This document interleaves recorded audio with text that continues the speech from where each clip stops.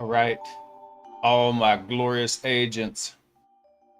Let's kick it off. Oh, this is the wrong thing anyway. Oh, good. The iPad's still up. Let's see. Not like I need the iPad or anything. Just kind of chilling. The planet! Let me check something real quick. So glad those go live notifications work. I'm back, baby. I'm back. Love that one. The planet. Euler, you know what one of my favorite meme events is the It's Morbin time. And they got Morbius, that god-awful movie, reintroduced. What's the on-screen celebration? Did it work? I saw it. What's up, Chad? My man. Dude, did I even do anything? Did I just miss it? Hang on. I am braining slow.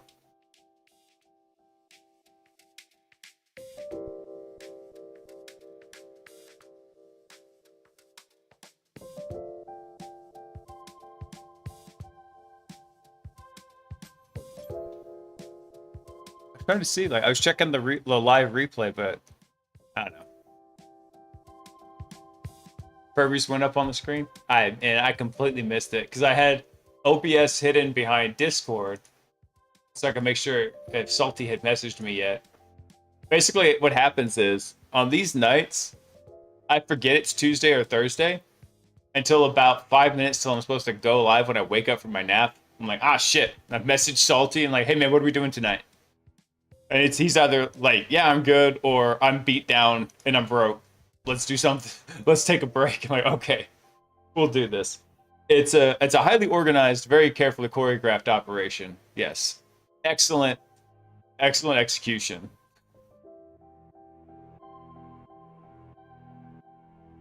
Oh man. No, Salty remembers his password now, mostly because he doesn't have to remember it. The what is it? The thing just logs him in.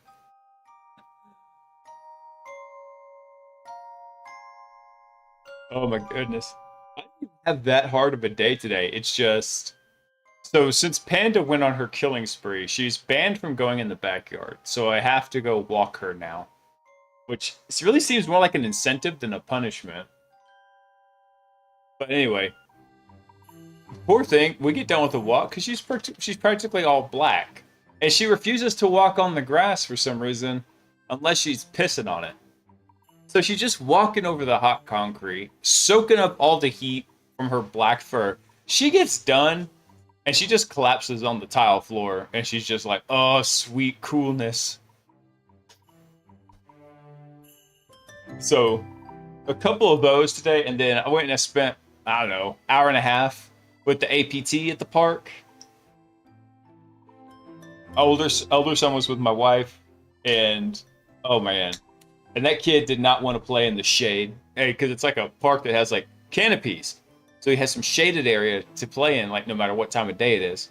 And that boy's like, nope, I crave the sun. Burn me good. And I was like, kid, you are too pale for this. You are asking for hurt you don't even want.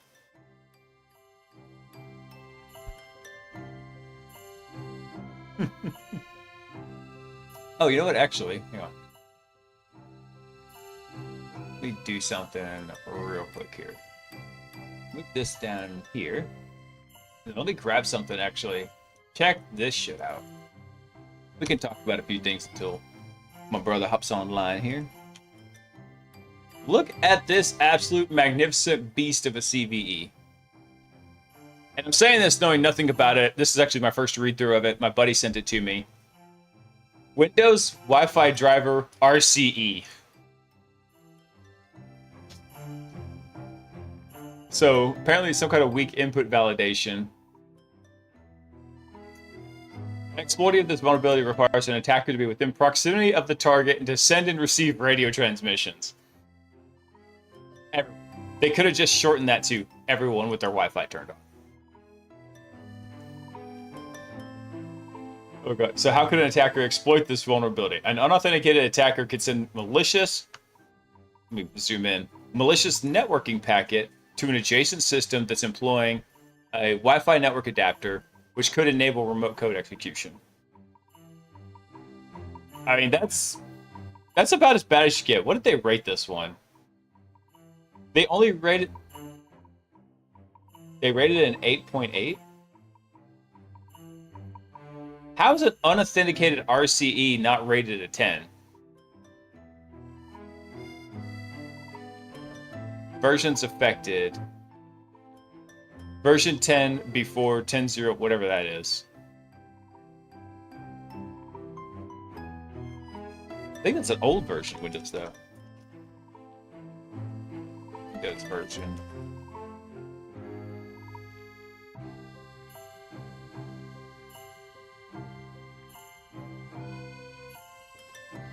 Okay, that's not helpful.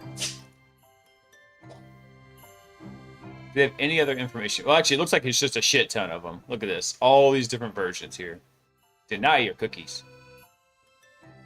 I eat only freshly homemade, gluten-free, vegan, non-artificial GMO cookies. This is the most useless CVE database I've ever seen. Hang on.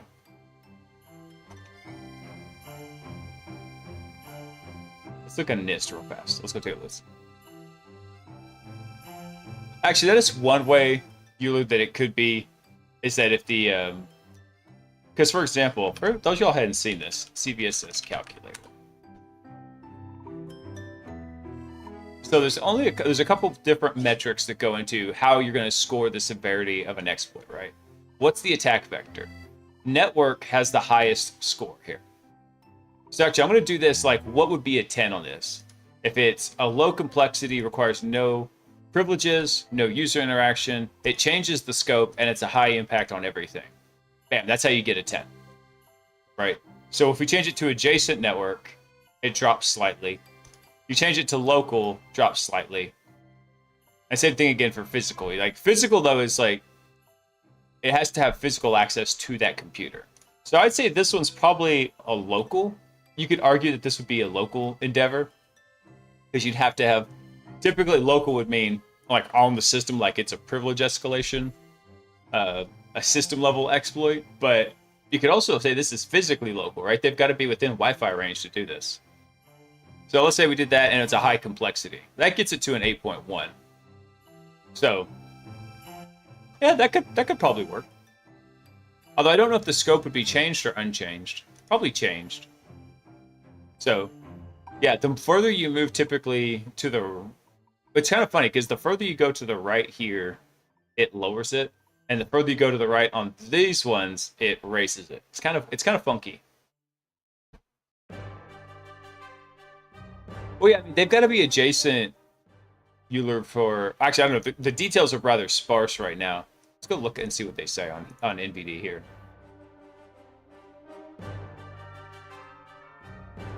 This vulnerability is currently undergoing analysis. AKA, they're trying to roll out patches before they give any hint of what's going on.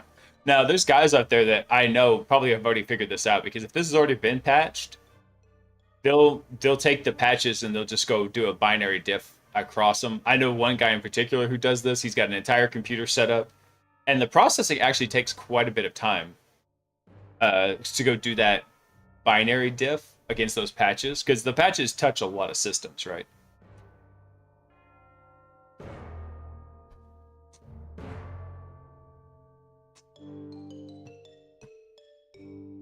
So, are there any other details about this exploit? Let's see.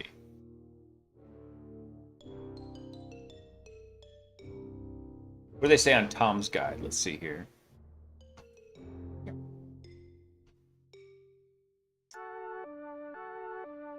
As reported by Forbes, the new Wi-Fi vulnerability affects all versions of Windows, and if exploited, can be used by an attacker to infect vulnerable PCs with malware. Scores an 8.8 out of 10, makes it particularly dangerous, making public Wi-Fi an even greater threat. Yeah. So Micro confirmed that no special obligations need to be met to exploit this flaw, except for the hacker being close to a target and on the same Wi-Fi network. Okay, so that makes sense then. So if we come look at this, it actually would probably be adjacent network. Yeah, we're getting close. 8.8.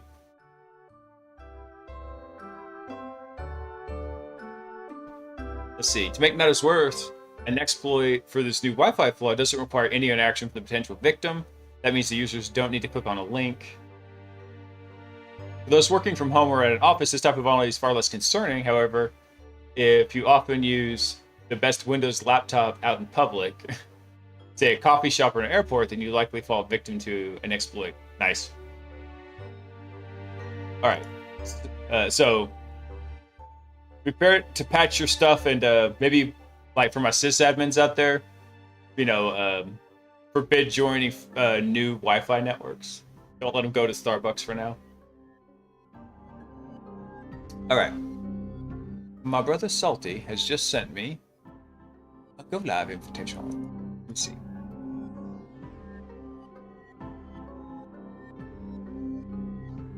Let me switch things up.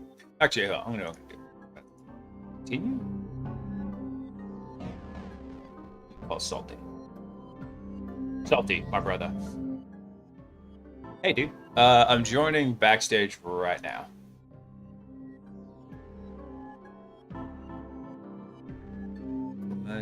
Backstage. Good to see your beautiful face. All right, let me see if this works real quick. Ta-da! All right, everybody. I told y'all the Salt Man lives. Barely. Oh, dude, I was just out in the heat a bunch today, and yesterday too, and it whooped my ass yesterday, and it beat me down even more today. Yeah. I took my youngest to the park. It was like freaking 93 degrees, which actually in Texas is not that bad. 101 is usually when we're like, fuck this shit, I'm out.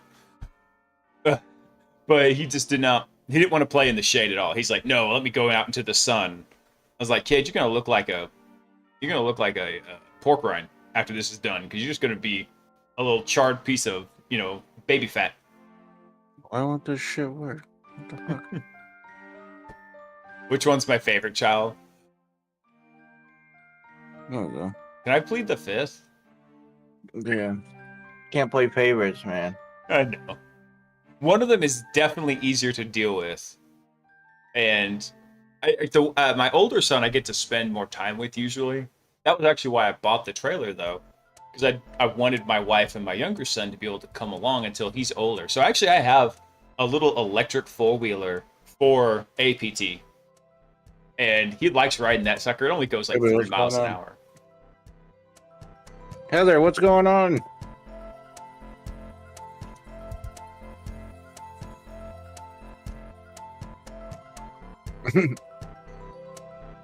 Yeah, one of them is easier, and one's more entertaining, and keeps me on my toes and makes sure that I never get complacent. It's my little vigilant buddy. Blow this up.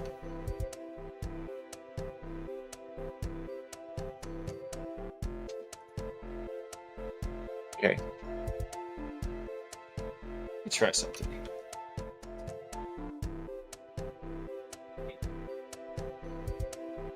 Why is this not showing up? I see your screen up. Do you have to finish sharing it out, or? Wait, what happened? It's not showing up in OBS or when I just pull it up in a tab. It's weird. It's weird. Mine's in OBS. Is it not working? It's showing up in OBS for you? Mm-hmm. Okay, let me try something.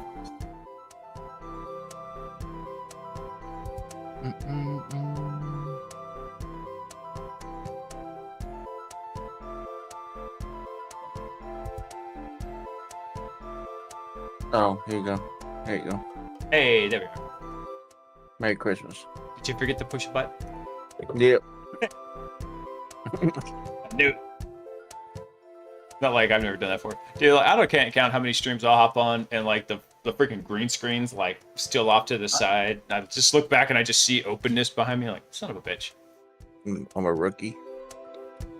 So Euler, I've known Salty for about 2 years, and he mostly was instrumental in helping me keep my sanity. Especially like you and I were talking. I was talking about that really stressful time in life, and actually, I was dying so bad from being overworked that, and I saw there was a new Ghostbusters game that came out. So I went to go find some player on Twitch that was playing it, and there was some guy that he was playing. He had a stream going, and then he raided Salty, and that's how I met Salty. And it's been history ever since. And we just started playing the shit out of games together. And so my work schedule was so jacked during that time because usually what happened is I'd get up about 5 or 6 in the morning, get my wife out the door to get to work, get the kids. I'd probably get up around 5, get up, get the kids ready, get breakfast made, kick the kids out the door at 6. I'd go start work at like 7, work all day. Family would come home, make them dinner, get them dressed, get them to bed. That takes a couple hours. I'd go work for a few hours. I'd go play games with Salty for like 2 hours, and I'd work some more. And so I was only getting like 3 or 4 hours of sleep. So those 2 hours that I would usually play with Salty, those were a lifesaver. And it kept him up way late because like I wouldn't hop on until like midnight, which is 1 a.m. his time. Then he'd play till 3 a.m. Then his ass would have to get up at 5 a.m. to go to work. So... Fuck it. Yeah. So that's one of the reasons why I like doing these with Salty, because it feels like I can pay him back for all those fucking late nights I made him spend with me playing Ghostbusters and Call of Duty and whatever else. I did it willingly. Like foreplay. Keeping it classy. Subdomain. Okay, cool. Yeah, that's right. So we did a little bit of the content discovery, digging through the website, finding the hidden stuff, right? The stuff that they like, why would anybody look for that? It's like, well, yeah, I would look for that. So this is just giving a quick overview. Subdomain enumeration is the process of finding subdomains for a domain. But what the hell is that? Okay, so you know, like whenever you go to Google, right? You go to google.com. Google is the domain. The .com is called a top level domain, a TLD. And so everybody shares the com, right? So there's a server that sits on the internet that says, I'm going to keep track of all the names for .com. There's another one that says, I'm going to keep track of all the names for .net. This one says, I'm going to keep all the names for .coffee or whatever else is out there. And so you go purchase your domain from those guys. They're running it. They link you up. And then, well, you can't just have the one computer, right? So you can define multiple computers and you make those a subdomain. So if you look at www.google.com, that is .com's that top level registrar. Google's the domain, and TripDubs, that's the subdomain. And it can actually get trained even below that. Like you could have multiple host names deep in there. Yep, brute force, OSINT. What subdomain method begins with a V? God, these questions. I don't know. Oh no. Why do I hit the fucking stupid fat fingers? Fucking sausage finger. I hate that shit. Oh God, I gotta fix my fan because it's hot as shit in the office here with these lights. Hang on. I'll turn the AC on in a minute. My fucking chunky fingers don't get in the way. And then I'm getting a girl pregnant with my hands one day. Fucking hang on 1 second. There you go. Virtual host. Perfect.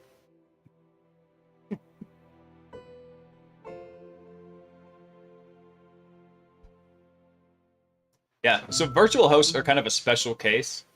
Typically what you'd have is, let's say you had www.blaze.com, for example.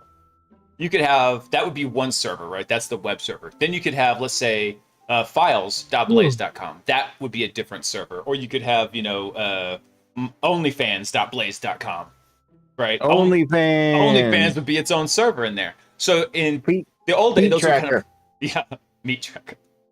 Those are feet tracker. Oh, they said meat tracker since we're talking OnlyFans. I mean, that would work too. I mean, but a lot of people like feet too. It's a meat tracker. God, my How do you hearing. identify your meat?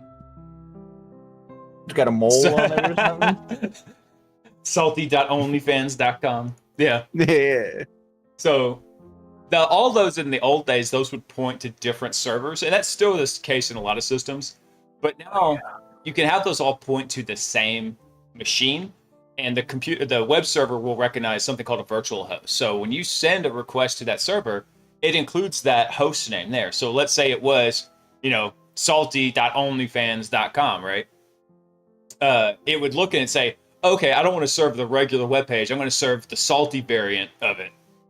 And it would send that to it. So it's called a virtual host because it doesn't really exist as its own computer. It's just kind of a little bit of sleight of hand going on in the front end. Find an entry that logged into. Oh yeah, this is actually one of my favorite methods to do when you're doing subdomain enumeration is go look for some of these open source databases that keep track of like what systems are requesting. What is it? I'm trying to remember what it's called. Just SSL certificates, the encryption certificates, because those are based on a host name. Sometimes they can have a wildcard in them, and in that case, kind of sucks. But all right, so yeah, go to cert.sh. Oh, what is that? That was Google. That was also Google. Or that's ExploitDB. All right, yeah. So throw TryHackMe in there, and then zoom in, blow that up to practically full screen here. There we go. All right, cool. So what this is showing is something called a certificate transparency log. 12/26/2020. Okay. Let's go down to that. Let's see what we find. What the hell? You're gonna be here a fucking minute. Keep scrolling, scrolling, scrolling, scrolling. Come on. 12. What was it? 12/26. Look, they were issuing new certs day after Christmas. Man, slave drivers. There we go. 2020 12/26. Right here. Right here. Is that what it wants? The number? Store.tryhackme.com. Maybe. What was it asking for in the thing? Forgot to defang it. What domain was logged in on? Oh, what? Oh, okay. Yeah, go grab the store.tryhackme.com. So all of these guys are getting God, I can't talk tonight. All these guys are getting encryption certificates. They have to match a host name. That's the way the browser knows which certificates are valid for it. That's one of the ways. And so when you do that, a lot of times the people that issue those certificates, they put it in what's called a transparency log. And it gets published to places like CertSH. So you can go in there and search for any domain and you can find those. So I don't need that one anymore. All right, so what is this? So we're going to go to Google Dorks.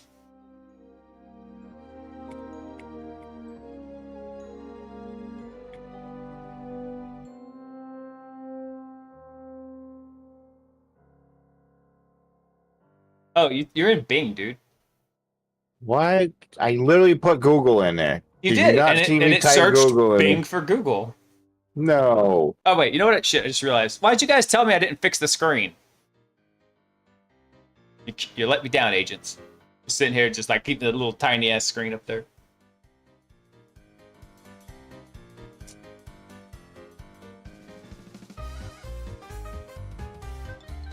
These assholes were trying to lie to me and tell me like my audio was jacked up last night, Salty.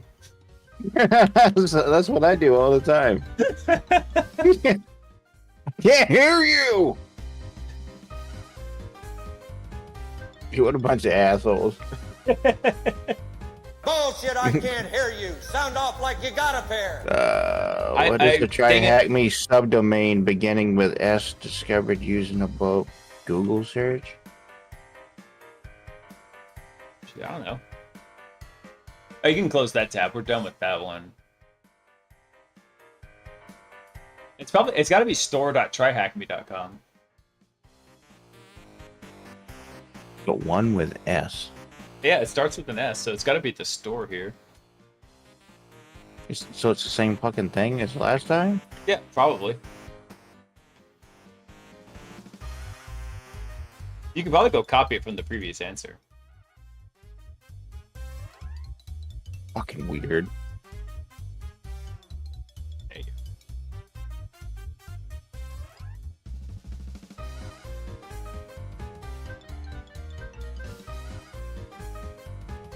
Fucking kind of lame shit is this? Okay, so brute forcing DNS is basically you take all brute forcing is based on having a word list, right? Some kind of dictionary file that you're going to use to guess something, right? This case, what you're going to do is you're going to anytime there's like guys will go through and curate lists of like, hey, these are common subdomains that we find, and sometimes less common, and they'll just throw them into a giant word list. And so what you're going to do whenever you're doing this is you're going to have a tool, probably. Actually, you can do it with GoBuster. GoBuster would work. I'm not sure what they want you to do with it.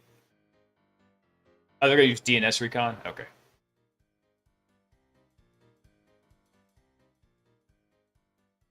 This is interesting. Right? True records found. I can't click on them? No, because this is like supposed to be... I'm pretty sure this is just for show. It's not actually doing anything, but... So it looks like I found api.acmeitsupport.thm at tripdubs.acmeitsupport.thm. So what's the first subdomain found? Can you click on it and highlight it? Oh, yeah. Because that's what you want. Actually, look at the form of the answer. Thanks for that tip again, GoPro. It wants the whole... So API would be the host name, but something called the fully qualified domain name would be api.acmeitsupport.thm. So having the whole shebang there up to that top level domain, THM in this case, that's called the fully qualified domain name.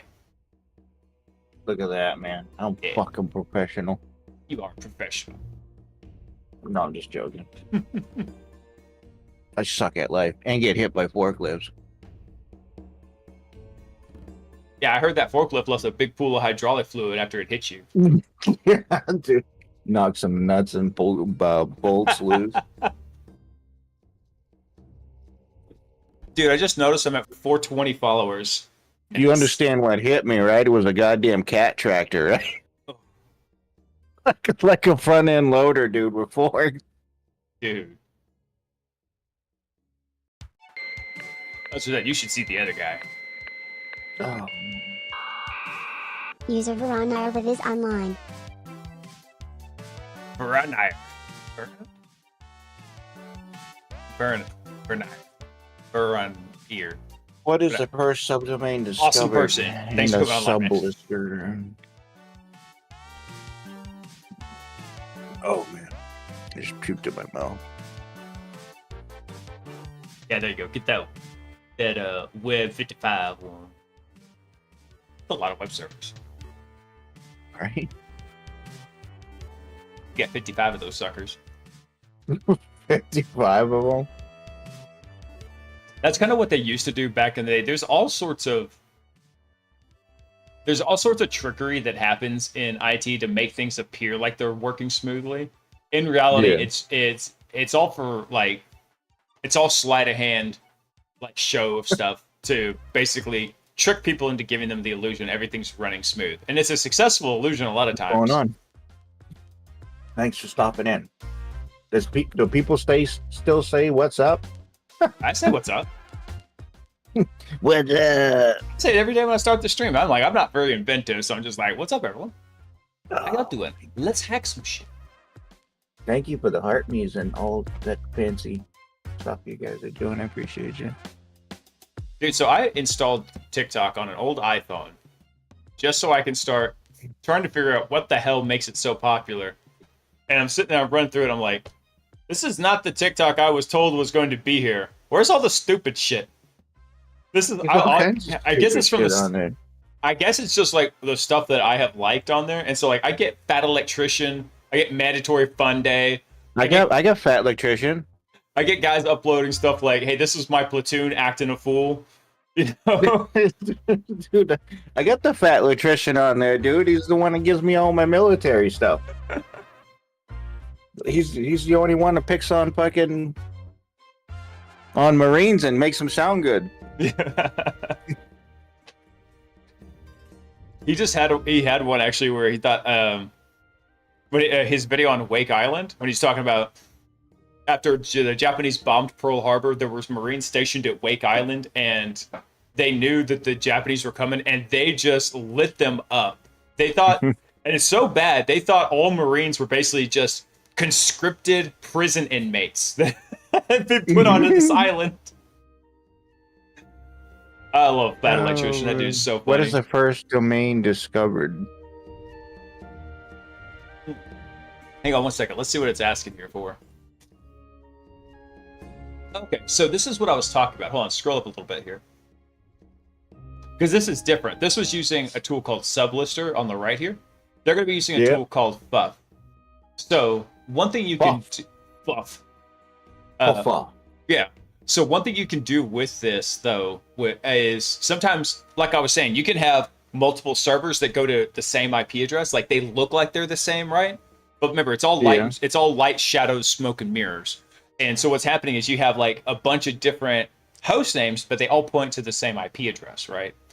So you can kind of, by structuring your HTTP request and changing one of the headers in there, you can tell it, hey, basically scan and say, are there other hosts that are live on this system? Other virtual hosts. So that's what they're doing with Fuff. Scroll down a little bit. I'll wait for my screen to catch up.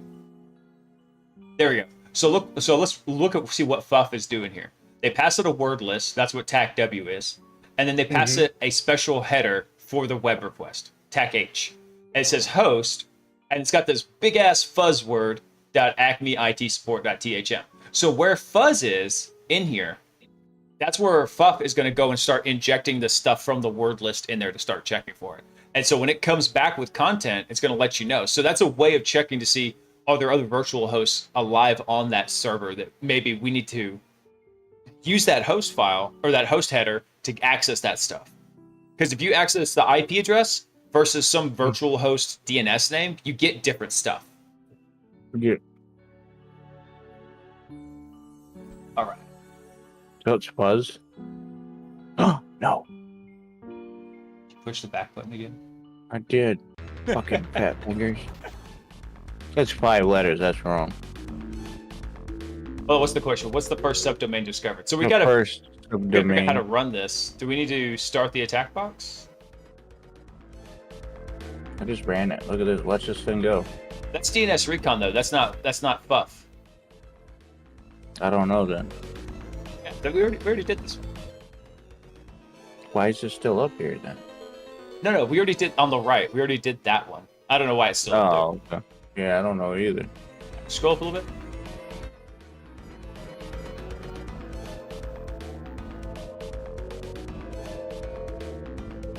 I don't get how it's wanting us to run this.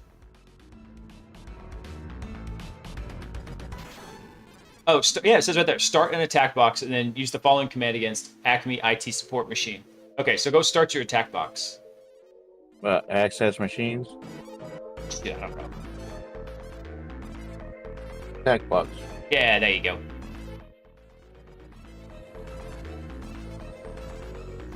Start attack box.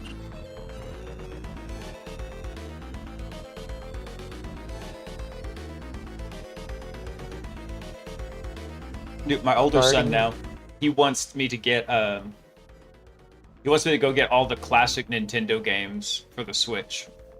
Oh fuck yeah. Yeah, because he's smart. Because he played the 1983 Super Mario whatever at when we were at the arcade. They had the old Super Mario arcade cabinet there. And he's like, Daddy, I want to play the real Mario.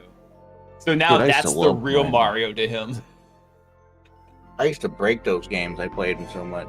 We need to stream building Salty his own attack box. Yeah. Actually, until I realized that TryHackMe had their own attack box system on here, I had thought about that. Do you remember the Days of Thunder? Yeah, with Tom Cruise. Yeah, you don't. You ever played the fucking game on the Nintendo? I think I did. Shit was dope. Yeah, so stealth. Actually, I was trying to figure out how to do that, and I took the little box out here, but I actually thought about setting up a VPN for Salty to be able to connect to attack box I was gonna host here, so that way we could both connect to it, and I could kind of guide him with it. And then I thought that is very convoluted. Let's just use the try hack me thing right here. And by convoluted, I realized this is a hell of a lot easier. I'm just gonna do this. Yeah, I need to actually get Salty set up with VMware. VMware will work fine for Salty. It doesn't work for me because I do so much weird shit on my system. I'm pretty sure. Actually, it may work. I think I've got WSL disabled. I'm not even sure. I need to wipe this computer and start from scratch. But now I'm scared to because it has my streaming setup on it. So I think what I'm going to do is I've got this other beefy laptop over here. I think I'm going to try and migrate the streaming setup to the laptop and then try and do remote desktop capture over to it. All right, go hit the little plus sign so we can get out of this midget window. No, down at the bottom left. Or the little explodey icon. No, it's the plus. There we go.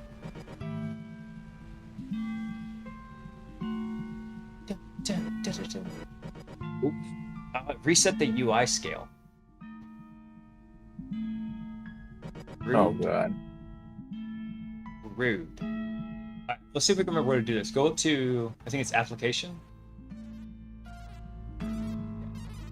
Then I can't fucking see anything. I think it's which one was it? where the hell is that? Mate system monitor? No, it was like Mate Tweaks or something.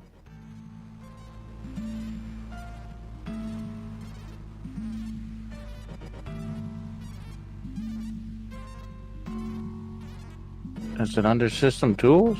I thought so. I'm trying to see it, like, because I can't zoom in on this damn thing. Hang on, let me try something.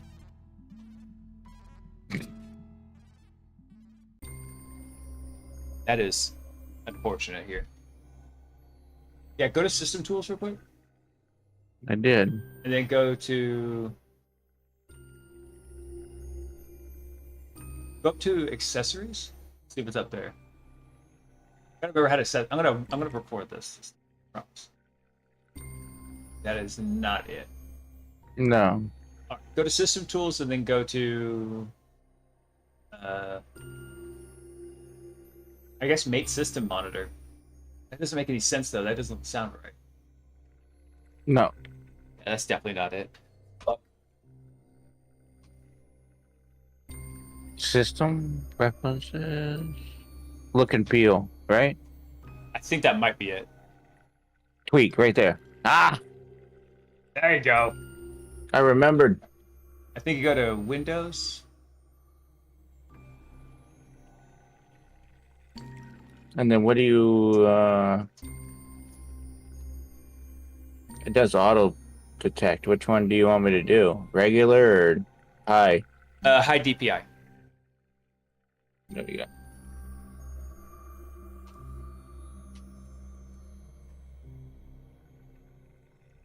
I want to do that, but it's going to mess something up if I do that.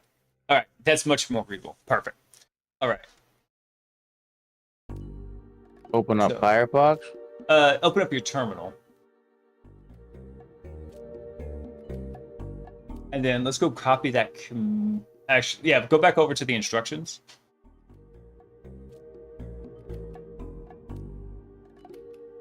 Scroll, hit the minus button down here in the bottom. I think that will close out that window on the right. Okay. So now, where's our attack box here?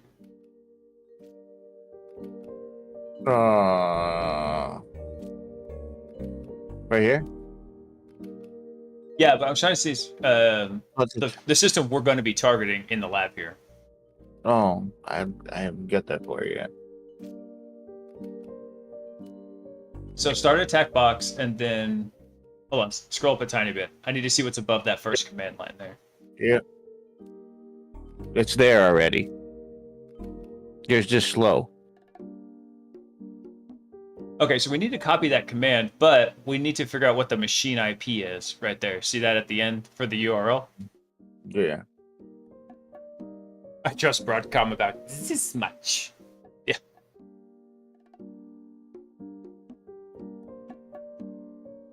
I don't think that was a promotion, Euler. I think that's their new strategy to try and promote VMware to get more people into the ESXi, sandbox. Because the above command is produce valid results, you need to filter the output. Edit the command below, replace in size with most recurring size value. So what machine are we supposed to be targeting here? That's what I'm trying to figure out. What's the IP address of the target? Oh, you know what I just realized? Scroll up. Let's go to the previous task, I think. Yeah, go to the OSINT one. Hit view. Is that view site? Yeah, run that real fast. Let me see something.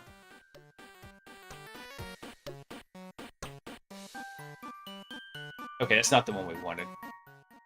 Oh, there we go. Down here at the box, go to, at the bottom, go to the DNS Recon tab.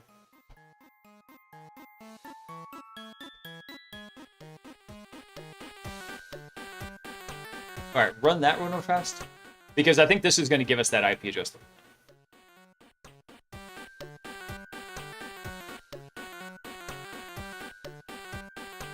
You would run KVM, wouldn't you, Euler?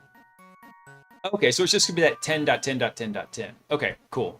Go ahead and hit the minus button here. Let's hide that, and then let's go grab our fuff command. Get the fuff on. Well, it tells you to run.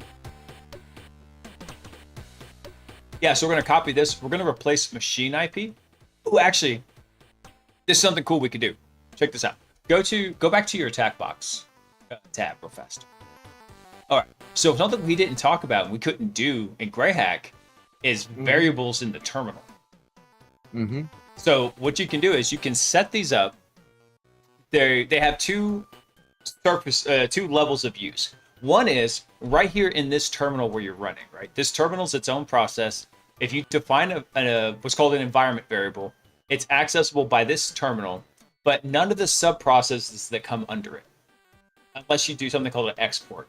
So let's do that real fast. Go, let's type, and do this in all caps, machine_IP.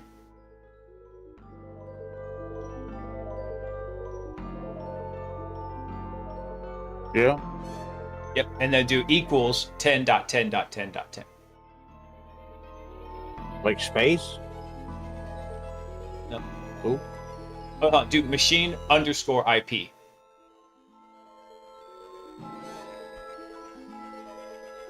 Yep. And then no space, just do equals 10.10.10.10. Ooh.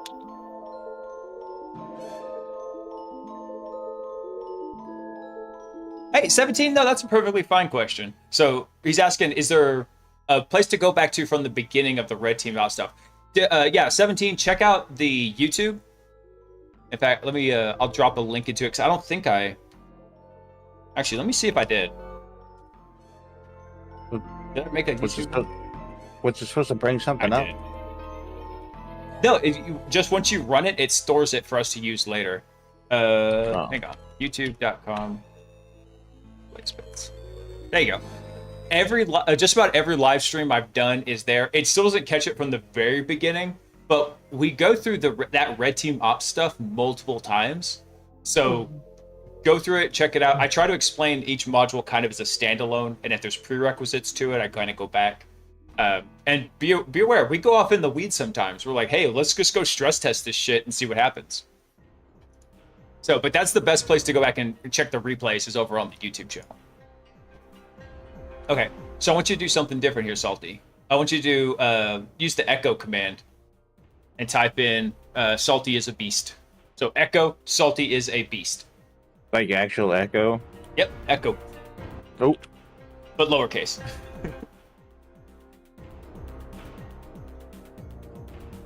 Echo Nope. what? Space, and then just type in the sentence, Salty is a beast.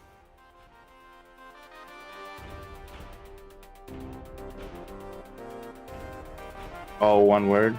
It doesn't have to be. You whatever. Oh.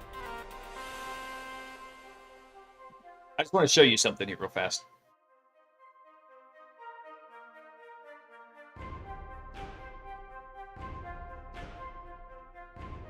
Space. Space. That's it? That's it. Just hit enter. Cool. So all that echo command does is it takes what you sent it and it just drops it back on the terminal here. So now here's what I want you to do. Hit the up arrow. And then type in machine_IP. With all caps.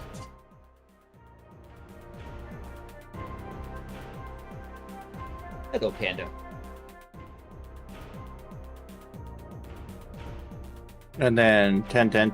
No, just hit enter. Okay, so nothing special happened here. It's still just echoing it. Hit the up arrow one more time. Put a $ right next to the M in machine IP, right in front of it. No, right up next to it. I want a $ machine IP to be just like one word.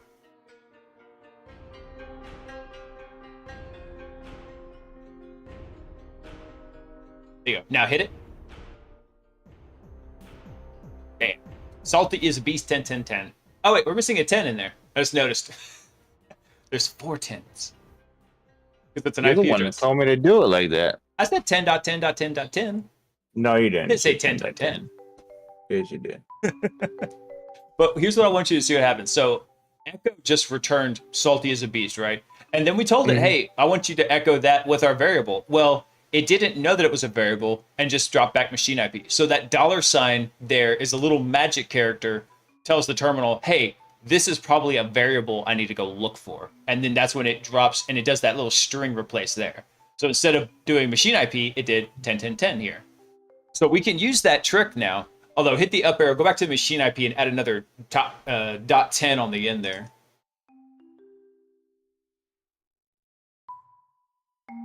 I need to drink more water. I don't think I'm well hydrated. There you go. And now, having known all this and done this little lesson, go grab that fuff command that we saw over in the coursework. First one? Yeah, let's grab the first one. Let's see what happens with it. Ooh. No, grab fuff also, yeah, fuff and all that. There you go. And I realize, I have a video delay. I know you're moving faster than I can react. Oh my god, it's not gonna do it. God, fuzz.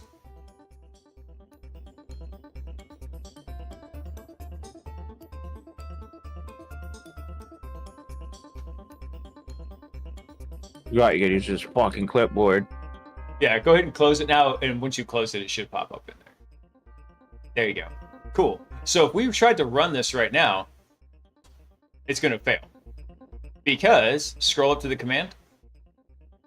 Right now, we're telling it it's going to go to HTTP machine IP. So it's going to assume machine IP right now as it sits is like a host name. It's like a website name, right? Yeah. A DNS name. So run that same command, but put the $ in front of machine IP.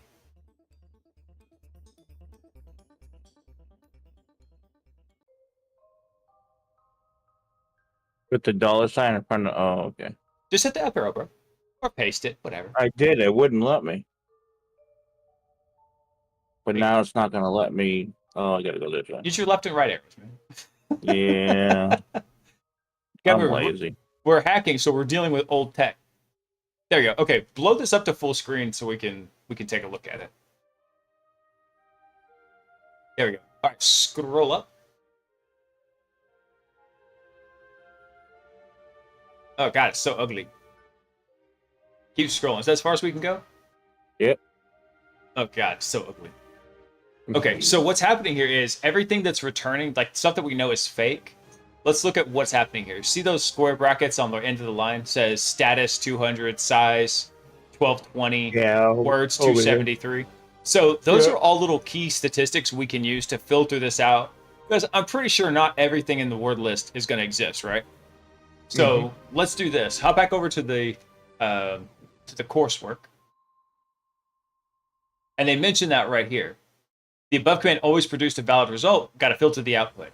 So the fs size command, which tells you to fuff to ignore any result that are of a specified size.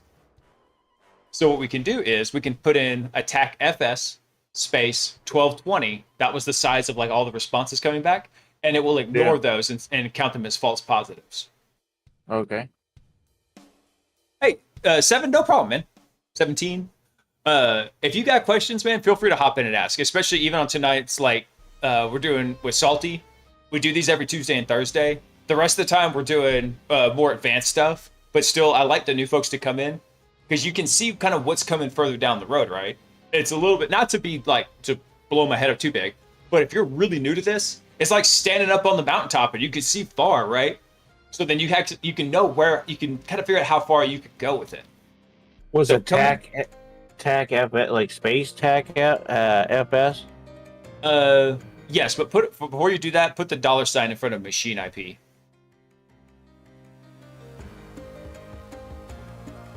So that way we target the IP address. There you go. And then yeah, it's do one more after this here. Do space TAC FS. And then this is lowercase. Now it is. Oh, I thought you were asking if it needed to be caps. And then set the size there to 1220. Perfect. And then send it. Full send.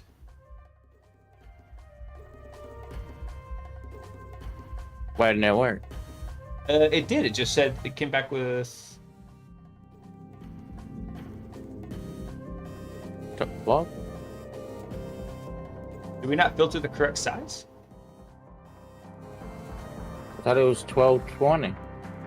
We all meet up at B-Sides DFW. Dude, B-Sides is hard for me to get to because it's right around a big family birthday party that we have.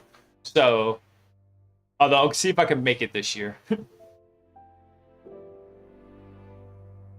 Let's see. What's the first subdomain discovered? Hold on. So the FS switch, which tells FUF to ignore the results of a specified size. Yeah.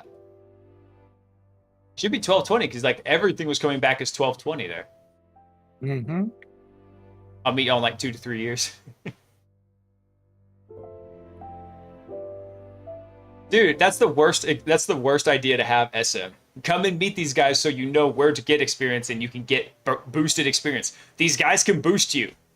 Get boosted, son. Oh, still don't come back with anything. What the hell? Scroll up. Let's look at the previous results.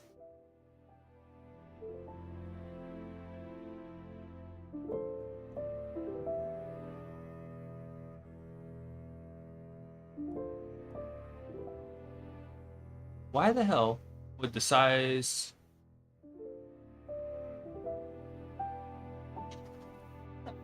Yeah, Panda, will you quit moving the green screen? Spaz. I was looking, there's a black hole behind me. Nice. You are Spaz. Maybe if I just... Yeah, we'll just do it this way. It looks like it's the same. Yeah, so it says it should return 2 positive results.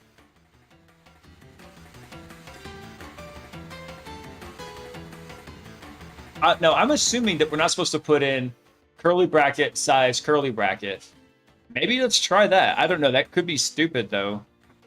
I thought it would want the actual numeric size.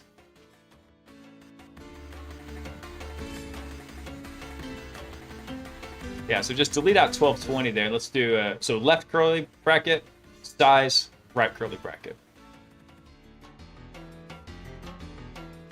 What's funny is like, yeah, Sierra Indian Zulu Echo. And then closing curly bracket.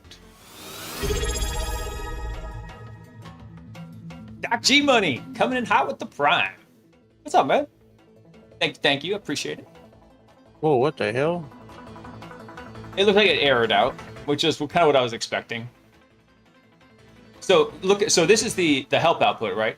Where does FS get listed in here? Yeah, invalid. FS. Yeah, so filter ACB live responses, common separate list of sizes and ranges. Okay, so we filtered out 1220, but like nothing else came back. What the French toast?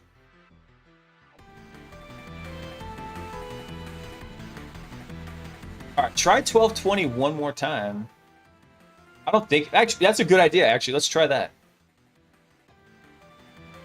Okay, so I didn't think that was going to work, but fuck it. This thing's being stupid, so maybe it would work.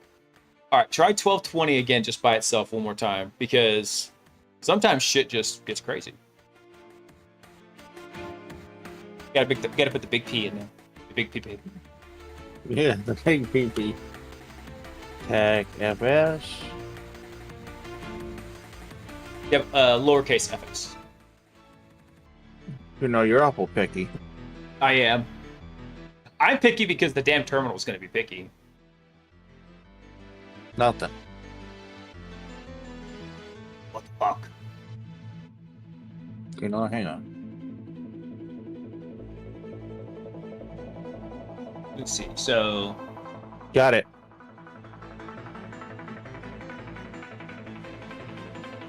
but all those are coming back as size 1220 though. Yeah. What'd you do? I put 200. 200 is the status code. Yeah, it don't matter. Doesn't matter. Now I've got results. I got results. That's right. Don't fucking judge me. At least something popped up. Something did pop up. I tell you what, actually, you know what? Let's do something stupid here. This is not what they intended, but pull that command back up. You're going to learn how to do some grep today, boy. I don't want to. Okay, delete out the tag FS here. All right, here's what I want you to do. So what we can do is we can build... What the hell's that emote Nipper just dropped in? Dude, it's fucking Ghostface twerking. Ghostface twerking. God, Nipper. All right, It's kind of hot. I like it. So there's a... Shake that the mama gave you. Fuck, I lose my train of thought. All right.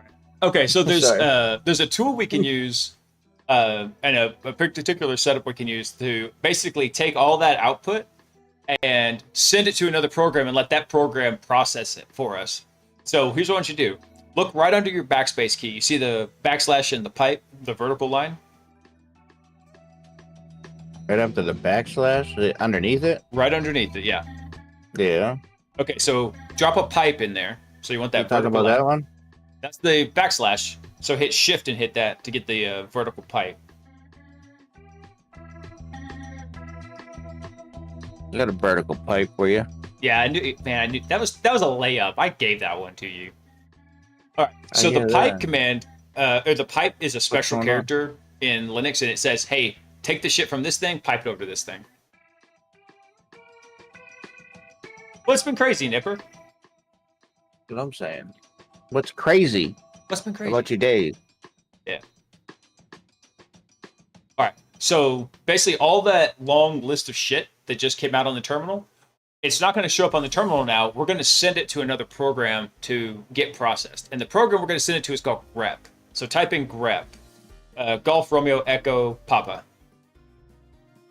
What is it? Grep. Grep.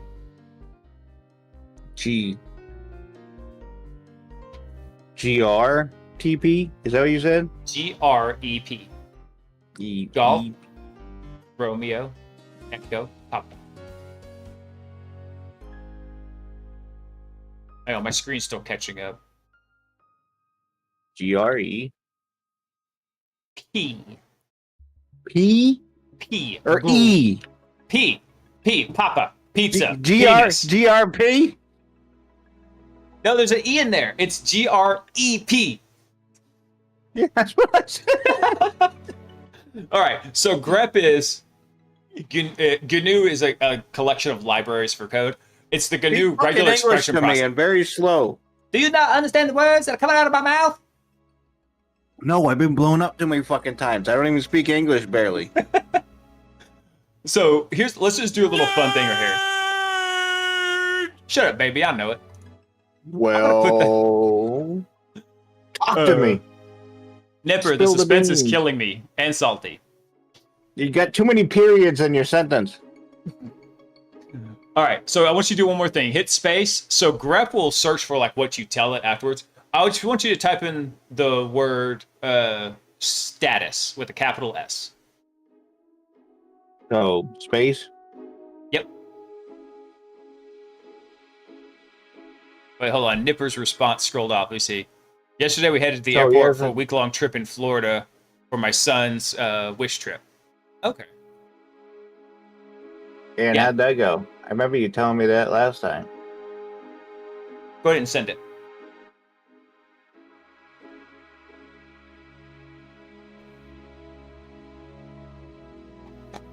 All right, cool. So you see how it highlighted status and all this stuff right here? So what it's Yeah. showing you is it's showing you every line that matched that keyword you just put in there. So instead, what we're going to do is hit the up arrow, and we're going to take out status, and we're going to put in 1220 instead. We want to get every line that matches 1220.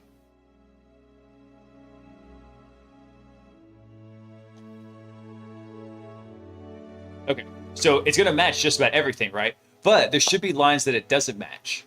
And there's too many of them, and they scroll off the screen. So one thing we can do is, between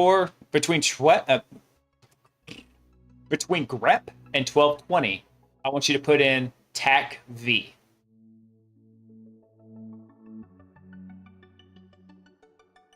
Get a little space in there. Give grep a little space. You're invading his personal space. There you go. So TAC V says do the opposite. And it didn't work. What the fuck? This shit's broken. When I was loading up the plane, my little boy had a medical emergency because his tube got caught on the arm of the seat. Oh my god. that's Oh. Fucked up. Is he alright? Oh man, that's fucked up. That is horrible. I'm sorry. Yeah, it is. Especially when you go to Disney. Okay, let's do something here. I want to do a little sanity check. Do a delete this line out real quick, actually.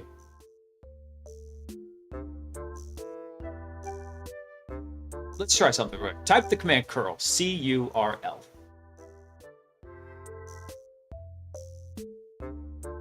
Send it.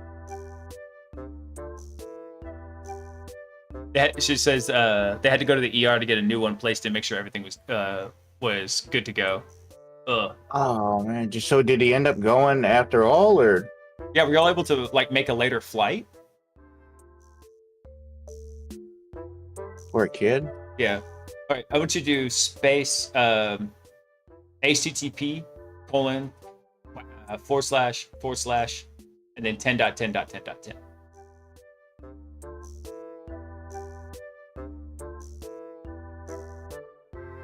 Math backwards, man.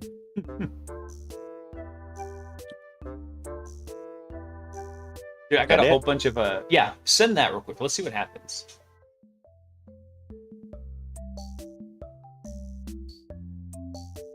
Okay, so yeah, we're getting stuff back here. I just don't get why.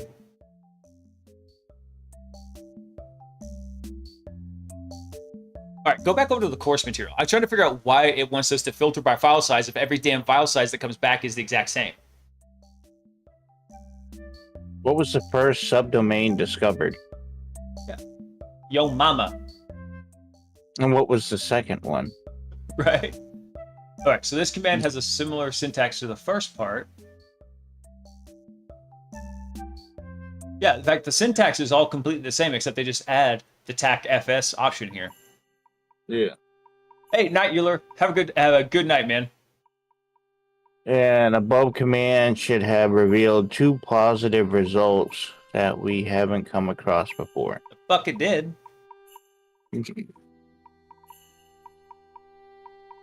Why is shit gotta be difficult? Just a bullshit. It's fucking bullshit. Okay, so TAC W, TAC capital H, TAC U, TAC FS. Go back to the terminal real quick. All right, hit the up arrow like twice, I think.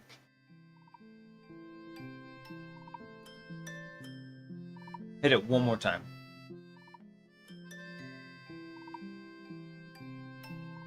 One more time. There you go. Which one do you want? That one right there is fine. I'm just trying to understand what the hell it's trying to do here. I've been trying to figure that out for years. All right, take out the TAC FS shit and put TAC V, Victor.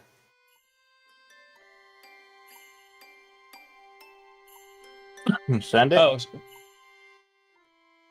Yeah, send that. Stealth Proxy said he was messing around with this exact same lab last week and it was giving him grief too. Okay, so it looks like it is inserting Zebra in there. I'm sorry.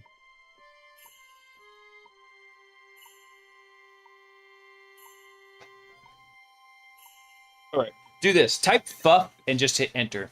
I want to see the error logs or the help page. FFUF. Oh my god. Stealth said he had to run it like 3 times before it returned results. Okay, so where does it say FS up here? In the Right command here. line switches. Hang on, my screen is catching up. There we go. Okay. Filtered by the amount of words in the response. That shouldn't make any difference because they're all the freaking same amount of words and they're all the same freaking amount of size in here. Oh Oh, man. here's what I want you to do. Let's run that filter size with 1220. We're just going to keep running it till shit works. We're going to take the not stealthy stealth proxy hack approach. Which is Sorry, just what am I hammer until doing? it works. So hit the up arrow, take out TAC V, put TAC FS 1220.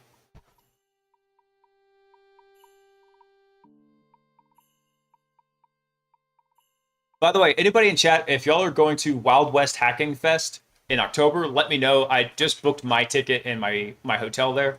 Shit, I forgot to book my plane. I gotta do that. Nothing. Run it again. Fuck it. Again. It's some bullshit. Because you're doing this correct.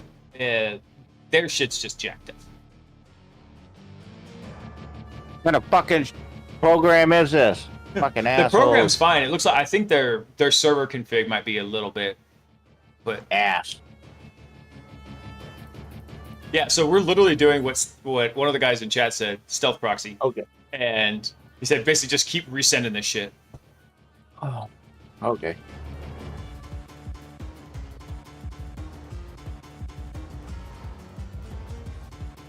Just we're gonna macro spam this.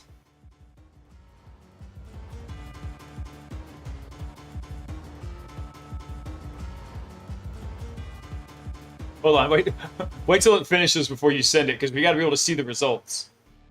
The error was just nope.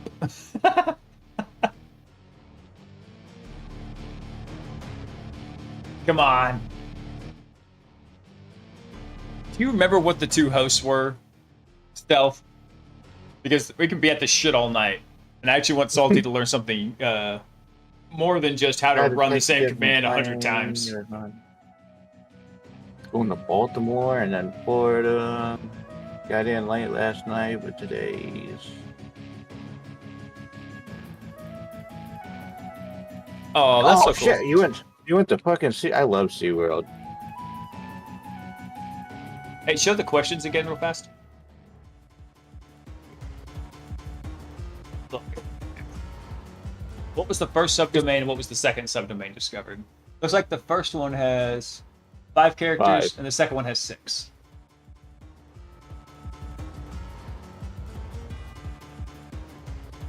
Oh man. Whew. I got Agent Stealth Proxy Hack on it. He's gonna go look up the answers. Tell him to DM me. Well, it's not like it needs to be that secretive, right? Because people have streamed this shit probably 1,000, 100,000 times. Probably. Yeah. Just annoying. Very annoying. I just wanted a DM. All right, so first one is Delta, and then second one is Yellow. Oops.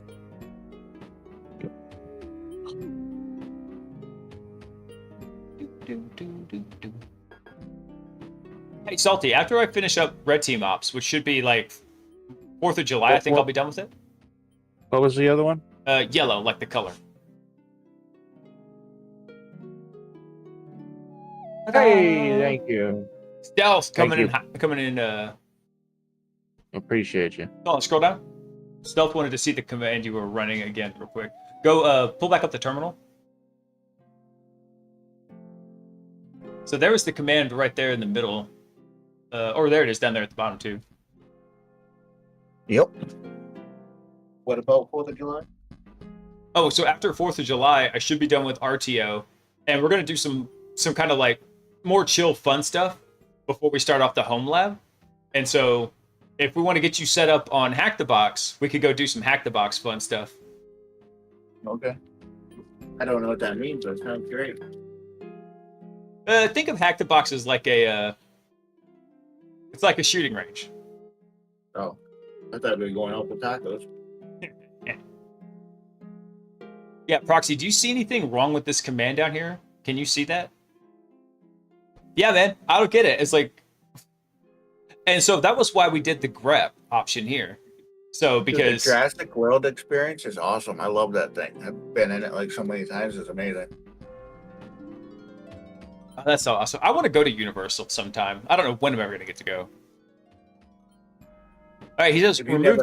If you've never been, it's cool, dude. But once you go like 100 times, it's just not fun anymore. Okay, hey, take out that FS1220 switch in there real quick. Let's run it again. No, take out 1220 also. They said. Well, why don't you take out the whole thing? There you go. Now run it. Yeah, so here's what it comes back with the stealth. It's like everything comes back as 1220 in size. Did you have a different size?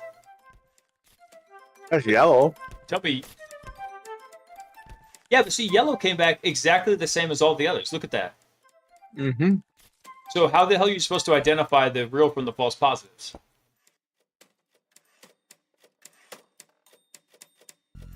And Delta, I don't even see.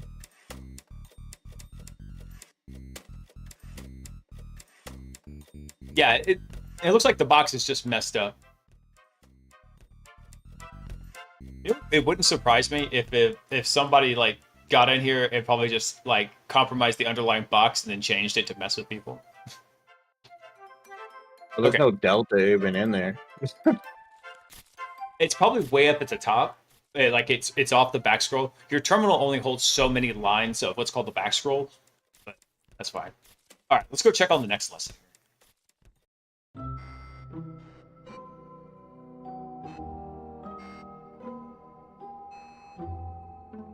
Authentication bypass. Hell yeah.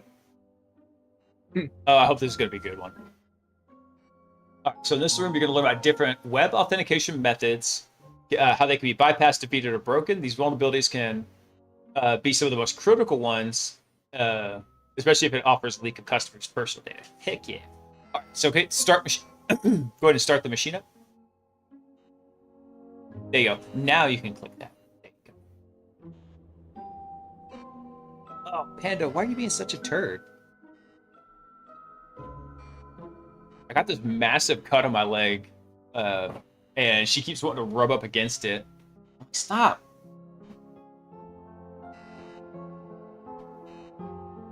Oh, you just finished the Idor one? Stealth, nice.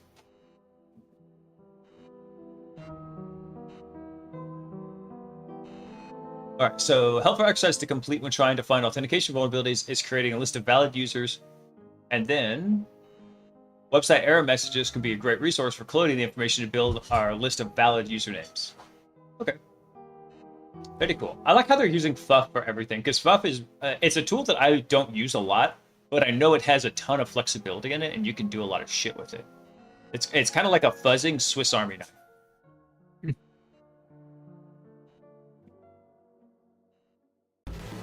All right, so there's our target IP address. Here's what I want you to do. Go back, copy that IP address there, 10.10.104.224. Mm-hmm. And then let's go put that in your terminal. Let's go set the machine IP to be that. Actually, here, I want to show you something real quick. Type this in here in your terminal. Do Control-R. Like you actually type it? No, hit the Control button and the Arc button. Yeah. Hang on, I'm waiting for my screen to catch up. See if it did it. Okay, see how it says reverse search there? You can actually type like partial bits of a command you previously entered, and it will find it. So type in capital IP equals.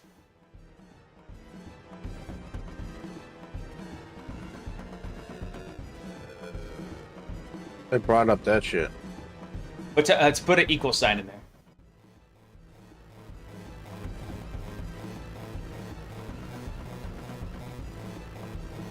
There you go. Machine. Awesome. So now hit enter, and it will resubmit that command. But what you can do now is hit the up arrow, and you've got the new command to put in the new IP address.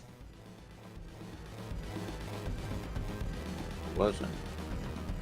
Oh, it'll auto-populate in the commands? Oh, never mind. I realized we don't actually have to do it this way. Stealth just let me know that once that IP address populates at the top after it starts the victim box, it populates in there. So don't worry about the clipboard. All right. I'm still learning this platform too, Stealth, so I appreciate the info. All right, go back over to the course.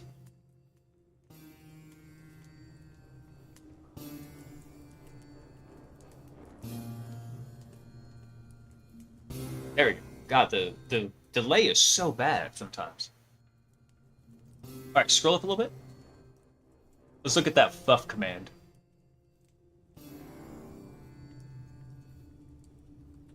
Oh, sweet. So yeah, look right there. It did HTTP whack 10.10.104.224. That is awesome that it auto-populates like that. Sweet. Okay, so now copy that fuff command. And then we'll break it down here. It's got a nice little argument, like an explanation of the arguments here. So W is the word list. Tag X is what's the method we're going to use, because there's different, let's call them like action verbs. You can tell whenever you send a web request. There's get, there's post, there's put, delete, option, head, a whole bunch of different ones. 99% of the times you're going to use like get and post. And so get is just, hey, send me back information. Post is, I'm going to send you a body of information. I want you to process it. So copy that command. Let's go throw that in our attack box. Oh, so Stealth said that's a new update. It didn't used to do that.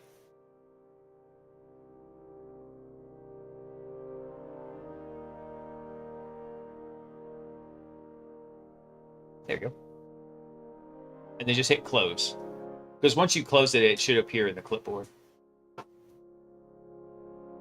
All right, delete out that machine IP thing, and let's just paste that new line in. Won't let me. Oh, there we go. It's fine. All right. So what we're going to do is we're going to fuzz for the username using the seclist usernames names.txt. We're going to put in a fake password. And we're going to basically just build up a small web request to tell it, hey, come test these.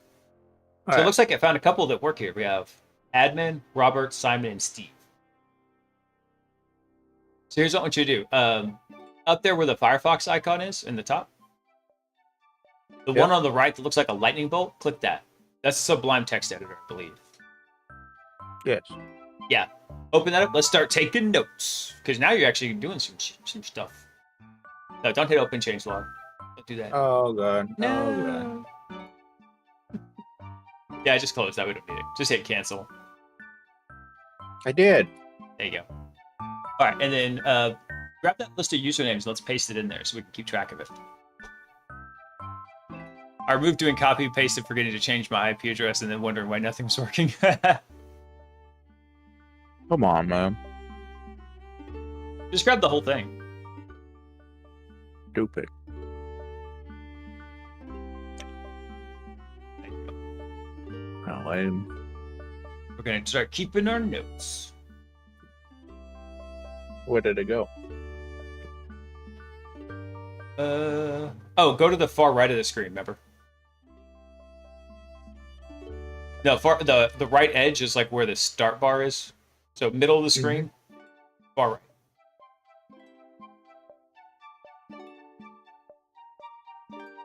I don't get it. Yeah, there we go. There we Got go. it. You got this. Oh my god. Why? Why did I do that?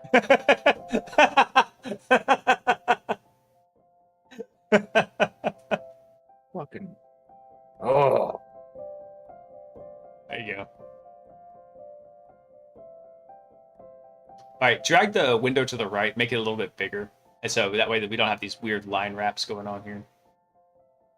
You gotta hit just the right pixel. There you go. Perfect. I didn't even actually know Hack 5 even had a book club. All right, cool. So now let's go check in. Go back over to the course material. Let's see what we need to answer there. Oh, what is the name? SI. Simon. Simon says. And then the ST name. Steve! Fucking Steve! Scuba Steve. Scuba Skinner Steve. There I we used to go. know a guy who used to call that.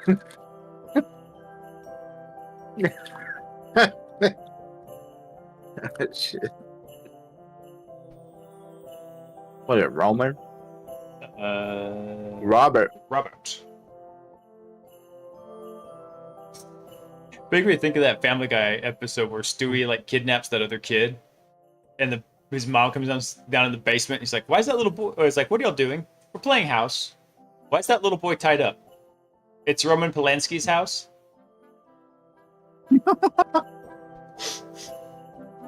Oh, nice. All right, so then let's check what they've got in the brute force section here for task 3. So what we did there, let's recap that real fast. So what we did is we crafted a basic login fuzz that we could send to the server, right? And we told it, hey, I want you to fuzz for usernames, see which ones are alive. So then we found a list of valid users. Now what we're going to do is we're going to try and fuzz their passwords, I believe.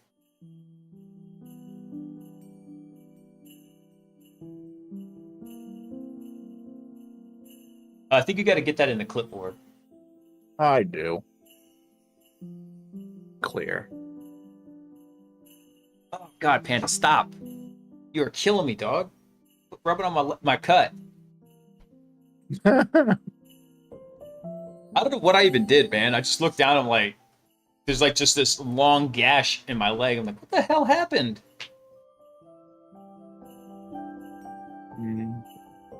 Yeah, it is up on YouTube. I need to make a shortcut for that, but here is the link to it.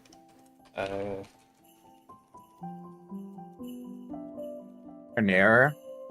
And I'm gonna organize it a bit. I'm gonna have like a playlist of, hey, here's the Red Team's Ops stuff we did. Here's the mentoring streams with Salty.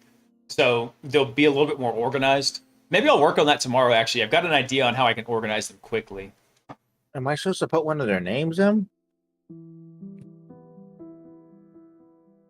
Let's see. I tried doing it, but it says error again. We've chosen W1 for our list of valid usernames, and W2 is a list of passwords we will try. Okay.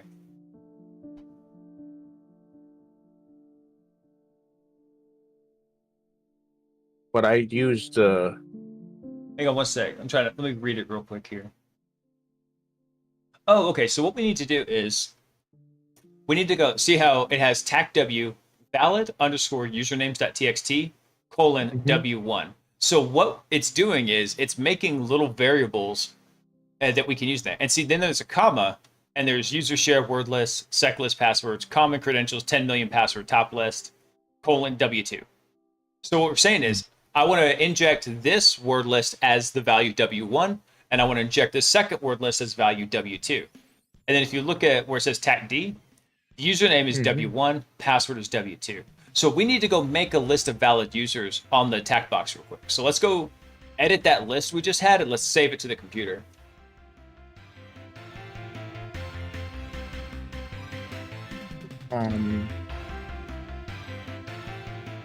Okay. Yeah. All right, so here's what I want you to do. Delete everything that's not the usernames in here. Oh my god. Start from the right and highlight over, because there's going to be a lot of like blank spaces in there. We want to delete all those too.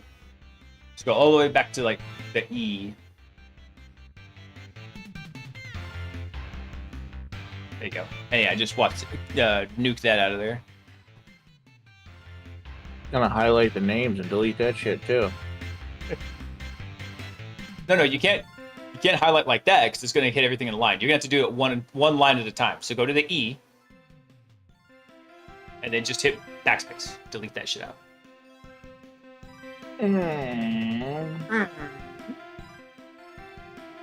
You sound like an angry llama. Dude, those things are bad. Dude, llamas are mean, dude. They are. Wait, no, I'm thinking camels. Camels are like just nasty too. yeah, they're just like the Llamas mooses will of the fucking desert. spit on you. Yeah. All right, so save this list right here. So go to file save. And so this is going to put it in here, the root folder where we want it. Call it let's call it validusers.txt. Actually, Just call hold it on. users. Go back to actually, yeah, let's call it users.txt. Be fine. Yeah. We have to go modify our command now. After we save this, we got to make the username file match that what we save it as.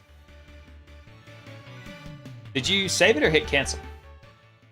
I saved it.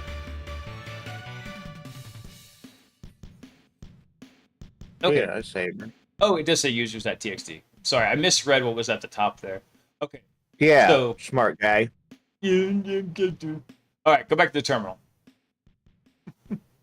Hit the up arrow. Okay, cool. Go back to the very beginning. So here's a trick you can do on the command line. If you hit Control A, it takes you to the beginning of the command you entered. No. No, not like that. We need the go down arrow. There you go. Hit Control A. Bam. See, it jumps you back to the beginning of the line. Helps you save a little bit of like moving around. All right, so change valid underscore usernames to just users.txt. Do you want to keep the valid or no valid? No, because we named it users.txt. So delete Okay. out the valid stuff too and just put in the word users. Because we're telling it what the file name is here. That it? Yep, that should be it. Now it should go through and be able, because the problem it was having before is it was erroring out couldn't because it find couldn't find anything. it couldn't find the file.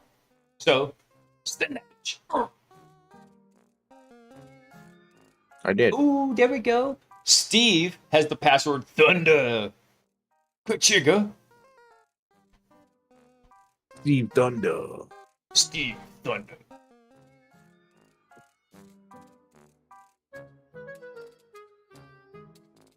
Steve.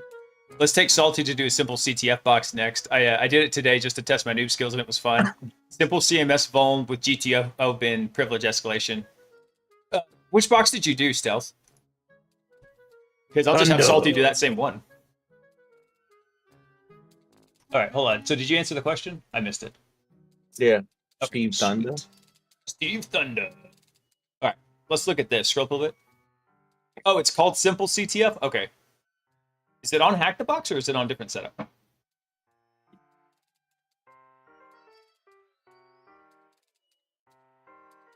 It's on here? Okay, cool. Yeah, maybe we'll do that on Thursday. That'd be fun to do. Okay, so sometimes authentication processes contain logic flaws. And that's when typical logic path of an application is either bypassed, circumvented, or manipulated by the hacker, and they can exist in pretty much in any area of the website. So we're going to concentrate on examples related to the authentication process here. So this is the intended path, right? The hacker says, "Fuck you! I'm going to go around I'm going to go on the outside." I got birthday stream on Thursday. Is it your birthday already? Thursday, yeah. Holy shit, man! That's awesome. What are we doing for your birthday? I have no idea. I got told I had to do it. I'm like, oh, I'm not gonna stream. They're like, oh yeah, you are. All right, let me know what you're doing, and we'll figure something out. Yeah, But I didn't realize it was your birthday. That's practically a national holiday. yeah, it is. Okay. Let's see. I'm waiting for our shirts to come in, Heck yeah. and then I gotta send it to you. All right, scroll down here a bit. Let's look at the example they're talking about here. Okay, so the below code example checks to see whether or not the start path of the client visiting begins with admin, and if so, then further checks are made to see whether the client is in fact an admin. So if the page doesn't begin with /admin, the page doesn't show the client. Okay, so all they're doing here is this code says, check the URL that the person's trying to access. If it begins with /admin, it does extra stuff. Otherwise, you can just view the page. So basically saying, if you're going to try and access the admin page, you got to authenticate. Otherwise, you don't have to.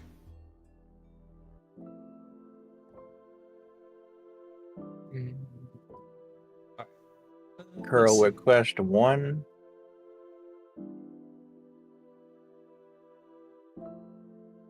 Hold on, scroll back up. Let me see what it was saying here.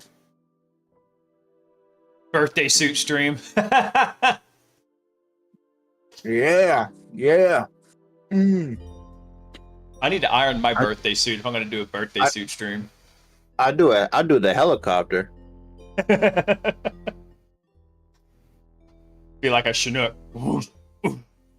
I won't have a stream on anything once I do that. I'll be kicked off everything.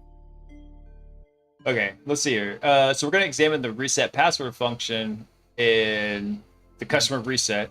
We see a form asking for an email address associated with the account that we wish to perform the password reset. If a valid email is entered, you'll receive account not found from supplied email address.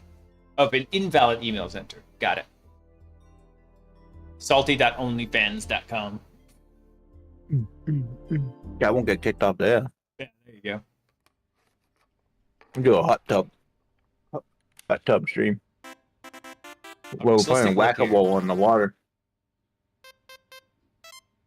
Okay, so this is actually doing. Remember when we did the curl command earlier just to see like what was coming back from it? We wanted to make sure that website was actually like, online when we were trying to figure out why Fuff was returning shit results. This is basically going to do something similar. So curl, it's going to give it the URL, which is customers reset, and then we put it. See that question mark there? It says email equals. So that's called Email equal. Oh, right there, yeah. So that's called a URL parameter. So it's a variable, right? The variable is email. The data inside that variable is going to be Robert at acmeitsupport.thm. The %40 is an @ symbol, but it's just an encoded one.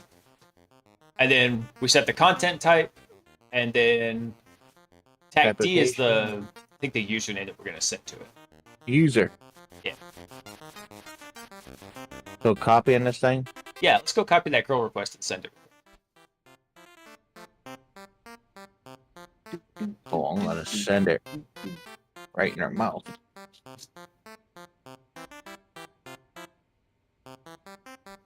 I need to drink some more water. My water cup is still very full.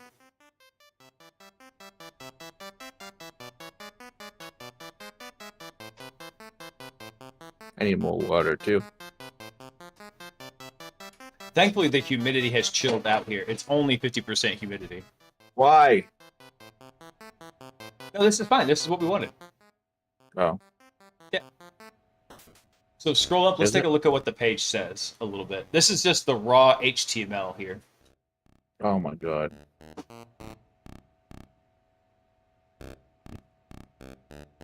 All right, so IT support page.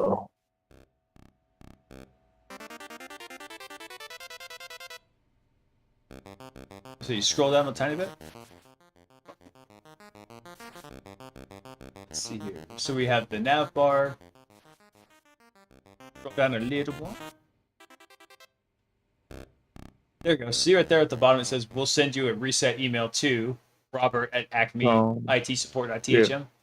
So that's how we know we hit a successful request in here, right? Yeah. I'm guessing so. Yeah. So yeah, that's how we know that we create. So one thing I'll always do when I'm testing a web application is they'll see do they have a user what's called a user enumeration vulnerability, and that is what should happen is whenever you submit, like, let's say I forget my password, I go to do the password reset, I put in my email address, it should just say, okay, if there's an email found, we'll send you a response.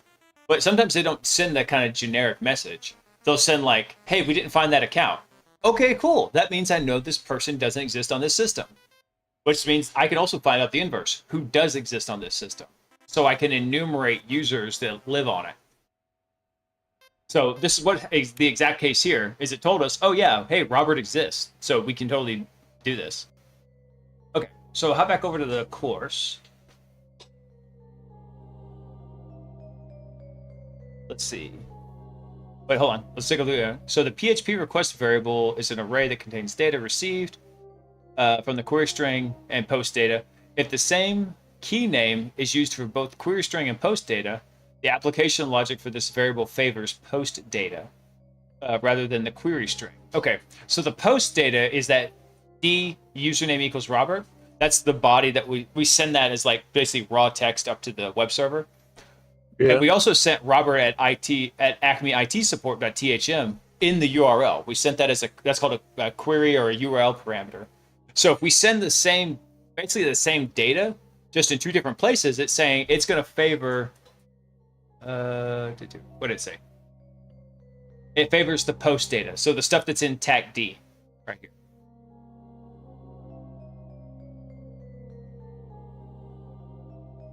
So one thing we can do though then is if we have a valid URL, what we've done here. Hold on, scroll up.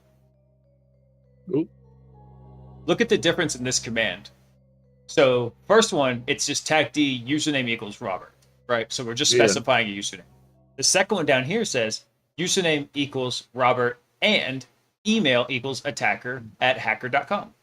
So what we're doing is, even though we specified the email in the query, the URL parameter, we also specify it in the body of the message that we send back. So those two can kind of collide, and one's going to take precedent over the other. The one that's in the body, the tag D variable here, that's what's going to actually take precedent over it. Yeah, exactly, Oni. Also, what's up, Oni? Oni was saying that's why, like, when you fail to log in, it should say username or password incorrect instead of just telling you, like, incorrect password, because then you know, okay, shit, that user exists. This is legit. This is legit. Yeah. Shit is legit. Yeah. User enumeration vulns are not necessarily, like, very impactful, but what ends up happening a lot of times is a skilled hacker will take lots of little vulnerabilities and chain them together to make a massive vulnerability. Basically, you can build that shit up like Lego blocks. What did this one do? All right, so let's hold on. Chill out. Go down a little bit. It's this one right here. This is the new one. Yeah. Go down a tad. Just a tad. There we go. So look at that. Very bottom line. We'll send you a reset email to hacker@hacker.com. So what we've done is we requested a password reset for Robert, but injected our email address, and so we would intercept that password reset link. Ha! Fuck you. Yeah. Okay. I would do that to my boss. I've been lucky with like having really cool bosses, and so I just walk by him in the office and just be like, Yeah, dude, I do that too. I do that to everybody. All right, cool. So for the next step, you'll create an account on the Acme IT support customer section. So Doing so gives you a unique email address that we can use to create support tickets. So the email address is in the format of username at customer.acmeitsupport. So now, okay, so you'll need to create an account at Acme's IT support customer portal. Okay, I think we got to do that in the web browser. And this is what Stealth was actually just telling me in chat. Is like, hey, make sure you don't skip this step here. So go back to the attack box. I saw an interesting one not too long ago where if you got the username correct, it would redirect you for the password, but if you got it wrong, the username, it would not redirect you. Yeah, that's a pretty dead giveaway.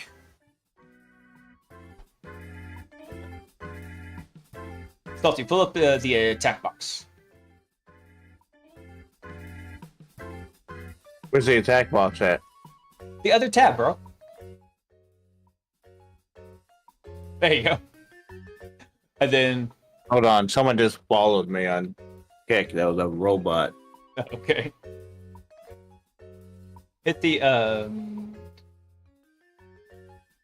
arrow. Thank you for following me, Mr. Robot Man. Mr. Robot. Nice.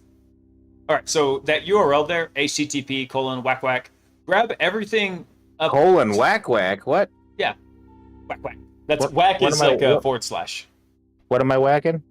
So grab that URL there, http:// 10.10.104.224/customers. Let's go put that in the web browser. All right, which one? Right there. You have to highlight it with your mouse. Because we're going to copy it. We're going to go put it up in Firefox. And we're going to go hit the website. What, this one? Yeah. So, yeah, actually just copy that whole thing. I think it'll let you. Oh, God. Yeah, let's copy that. But we're going to edit it before we send it. So then open up Firefox. Oh, you're awful demanding. Try. I demand excellence.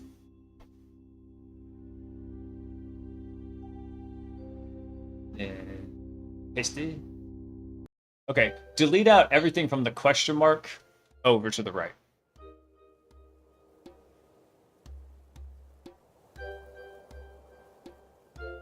No, why? Why would you do that? Fucking stupid thing. This thing's laggy as all hell. Stupid fucking thing.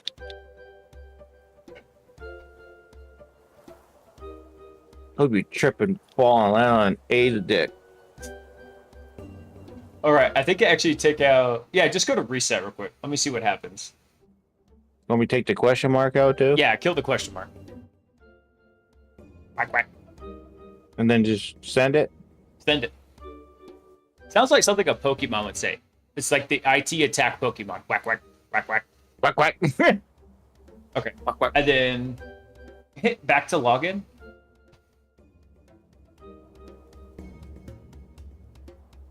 Yep. And then let's see. Oh, there we go. Reset password? No, don't have an account yet? Sign up here. So we need to go create a valid user account. See that link up there? Sign up here. What's funny is I'm pointing at this shit with my giant, pink mouse. Fucking sausage fingers? Yeah. I'm pointing. Housekeeping? Nice, working. Right. So go ahead and throw in like a random username and email address and password here.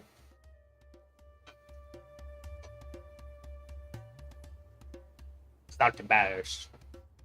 Email salty@onlyfans.net. Now, remember, you're going to have to remember this username. So don't pick something Oh, come crazy. on. I put Salty Balls 69.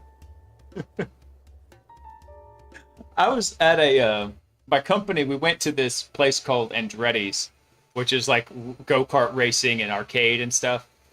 And it's not a bad place. It was kind of cool. But they had lockers for you to put your stuff in when you're in the go-karts racing. And I didn't want to go use some random I didn't want to go use like an important number for my PIN code for it. So I just did 6969. And my boss saw me type it in to get my stuff out and just like had to stifle a big laugh. I hope you remember it. I don't remember shit. What Salty password? balls at of.com. Oh, yeah, I saw that. What password did you use? Salty. Stealthy. Perfect. All right, go ahead and hit sign up. Hey, look, we can just save it. Yeah, it's That's only going to perfect. save it while we've got the attack box up, and then it's going to go away. Password must be Oh, 6 come or more on. characters. Fuck Oh, off! Oh, that was fucked up, man.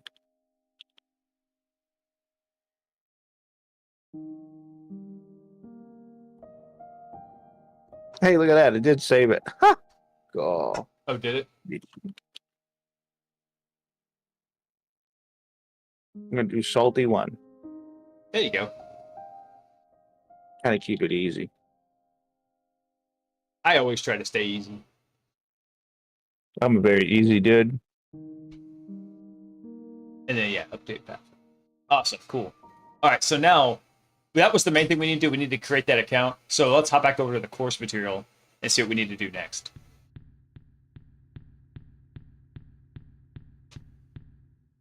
Wait. Let's see. Okay, so cool. We're right there. So the next step, create an account.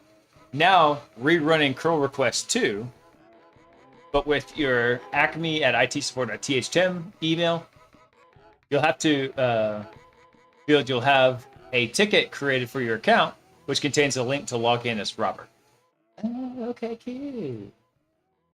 Oh, I see what it's doing. So what we did is we registered an email, right? Mm-hmm. Oh, you know what? Actually, I think this should be fine. You should have one that's like saltyball69 at customer.acmeitsupport.thm. So here's what we're going to do. Let's look at the second curl request here at the just to the bottom of the screen. All right, cool. So copy that request and see where it says curly bracket username curly bracket for in the email field. We're going to edit that to be your username.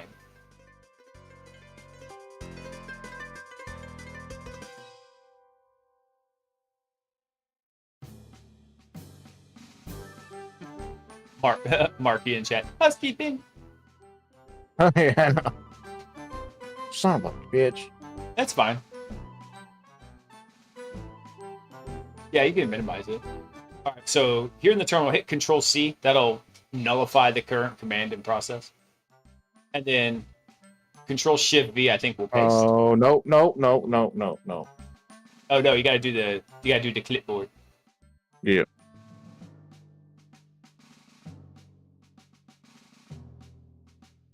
I'm excused the fuck out of me. What the fuck? Go copy it again. No, I got it.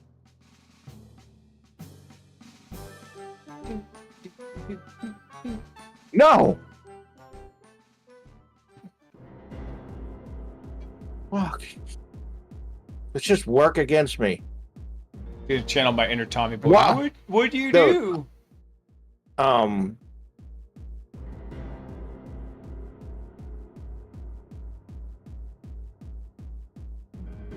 I got fucking Tourette's apparently. Let's see. Okay, cool. So then edit that, change the curly bracket username, take out the curly brackets and put in your username.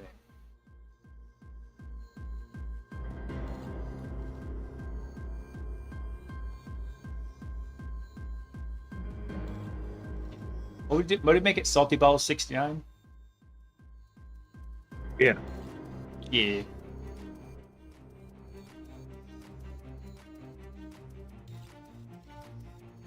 There you go. And that should be good. So what we're doing here is we're going to put in, there you go. We'll send you a reset email to Hey, Deb. saltbowel69 at customer.acmeitsupport.thm. Hey, Deb. Deb's my main mama. My mama from Maine. My mama. All right, so I think hop back into the web browser real quick. No, Firefox inside your attack system. There we go. And then I think go to support tickets. There you go. So we got a password reset email. So click on the ID number there. Oh. All right, cool. So please visit HTTP yada yada yada. So copy that link right there and let's throw it up in a different tab of the web browser.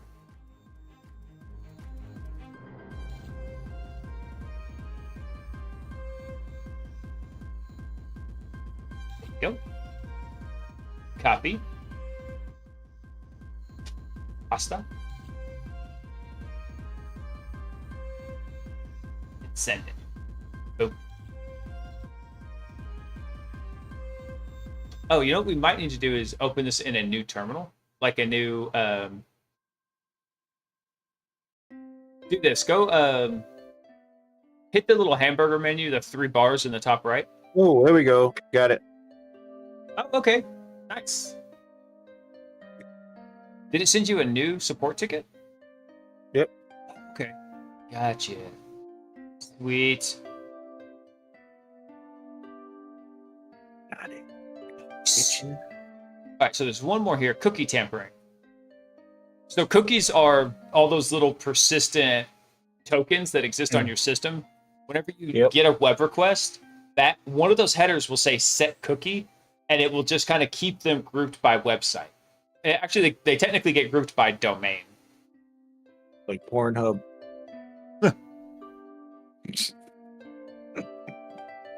There you go. So you see like set cookie logged in equals true, set cookie admin equals false. And this might sound silly, but I've seen shit like this before in live pen test.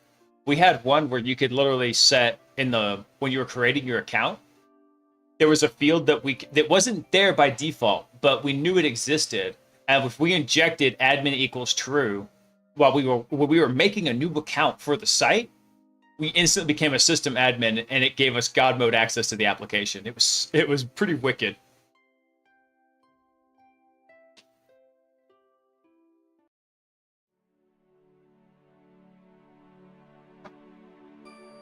Okay, so Stealth is saying that link actually logged us into Robert's account to reset his password. Nice. Oh, nice.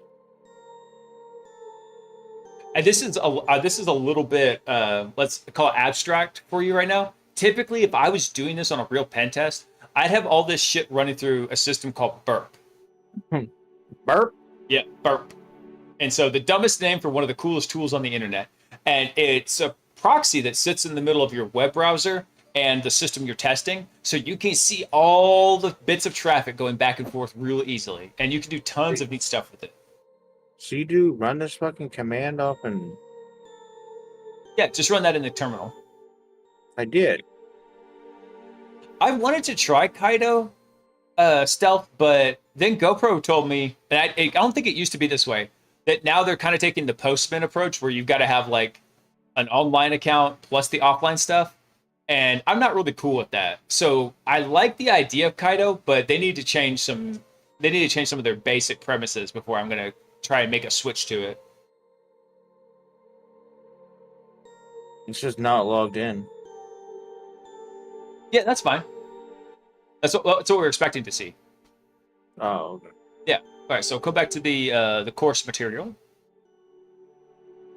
Yeah. See, we should see a return message of not logged in. No, I'm not logged in. Okay. So now what we're going to do is look. We're going to set. So curl. If you specify TAC capital H, you can set a header. And so what we're going to do is we're going to set a cookie header that says logged in is true, admin is false. So copy that second curl command there. And if you could do this through cookie manipulation, it's real bad because the user who gets the cookies has complete and utter control over them. They exist on your computer. If it's on your computer, you can control it. What? That's kind of dope. Yeah.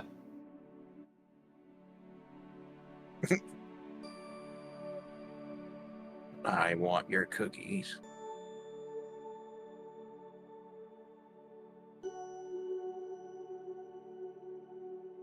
Logged in as user. There you go.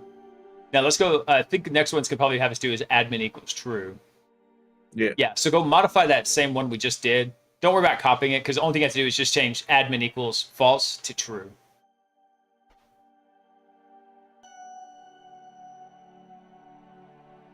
Yeah.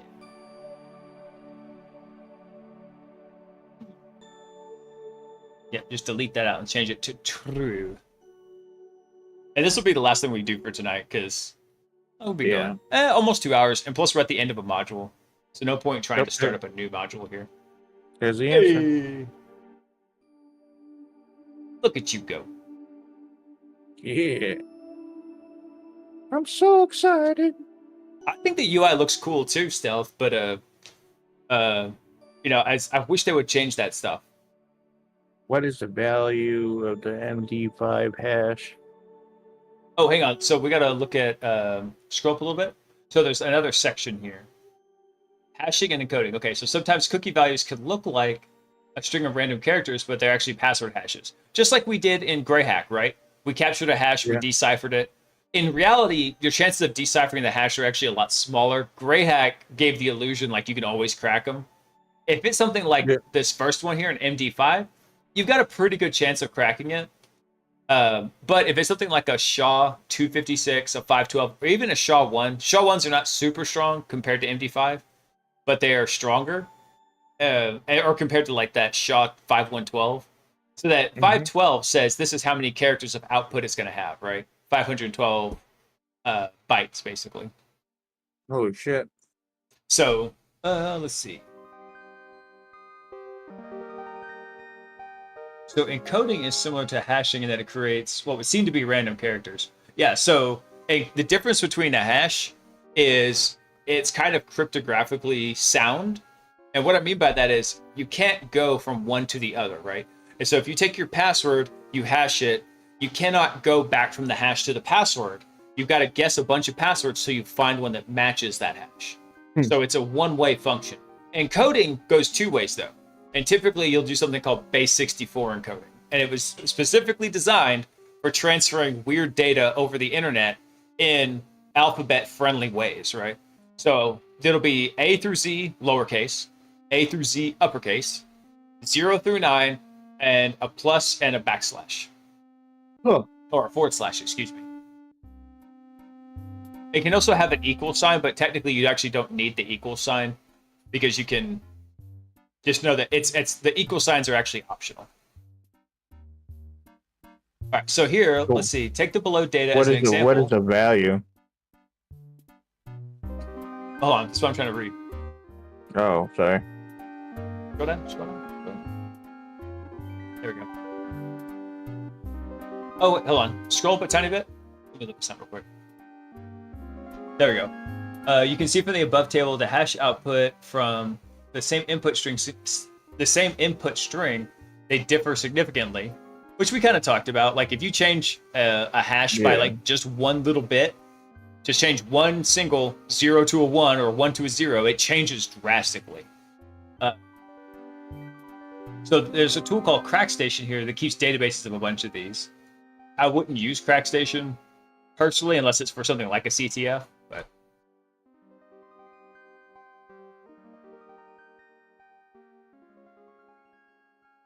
let's see here. So take the below data as an example. So set session cookie equals blah, blah, blah. Max age equals this. So this is a base64 encoded string right there. And usually if you see equal signs at the end, that's a dead giveaway.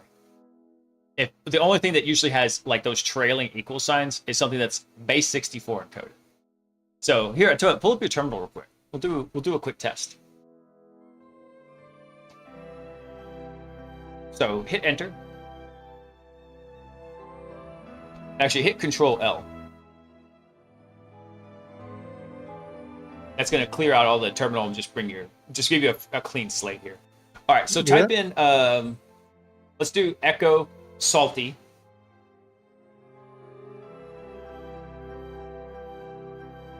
And then do space pipe. Oh, pipe. Gotcha. Gotcha. There you go. And then space. And I want you to type in base, BASE 64. And then just hit enter. Oh. So what this did is it gave you the base 64 encoded version of that string. That C2F SD HKK. KK. Yep. Yeah. So now watch this. If you hit the up arrow again, do salty, instead of just one salty, do salty salty. Like, do it twice.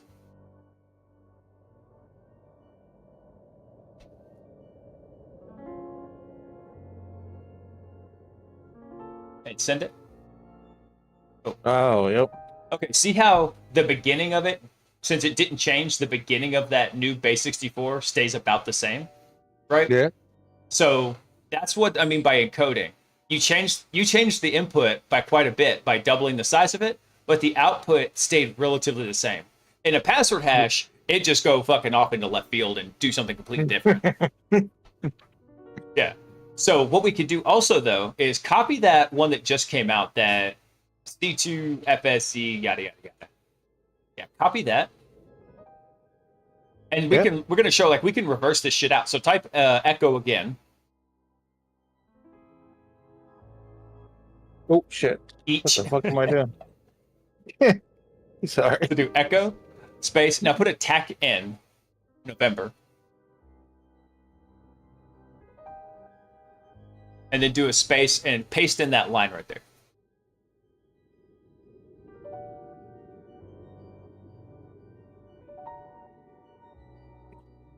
And then now, no, you don't have to do the clipboard, because the clipboard is only when you're going in and out of the attack box. You're already in the attack box. There we go. There you go. Plaything. And then do space pipe base 64. You gotta close the clipboard and then click back in the terminal. Stop it! Stop it! Yeah, so space pipe base 64 space tac D. Tac D. D. These nuts. That was lame.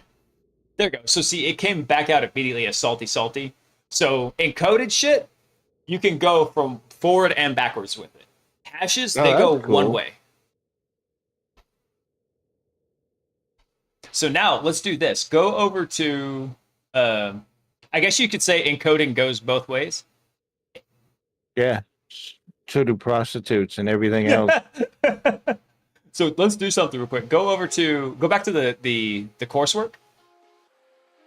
So does transgenders. I haven't messed with Zap either. Basically, I started with burp and I've never left burp. Okay. See that session cookie right there? It says set cookie session equals and that base 64 string right there. So Oh no, because my fat fucking fingers, man. Oh my god. hit the forward button again. Or yeah, that'll work too. Fucking. Scroll down, keep scrolling. All right, so that session equals, grab just the base 64 part right there. So the EY, JP over to the equal signs.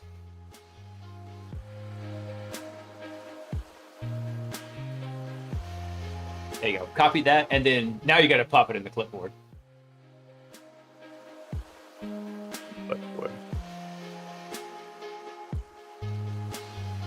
Okay. All right, so we're going to do that same command as we did before. So Control A, go back to the beginning of the input. Really? There you go. And then echo tack in. Then put a space in there too. Now Control E will take you to the end of the line. And then space pipe base 64 tac D.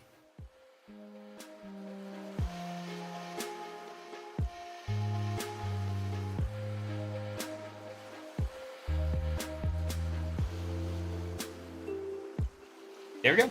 So ID equals 1, admin equals false. So all that session ID there was just encoded, not even hidden, information that, hey, what if we could manipulate this and just change it to admin equals true or admin true? Then do we get admin access on the application? So base 64, a lot of people they used to, it's not so bad these days, but a lot of older applications have this issue still where they over trusted base 64 because they thought it was encryption instead of encoding. They didn't understand the difference. Encoding, there's no key. Encryption, you've got to have a key to hide the data and then to recover the data. All right, so what is the value of the MD5 hash? Yada, yada, yada. All right, I guess they want you to go put that into CrackStation. But here's what I want you to do instead. Highlight that in that hash value there.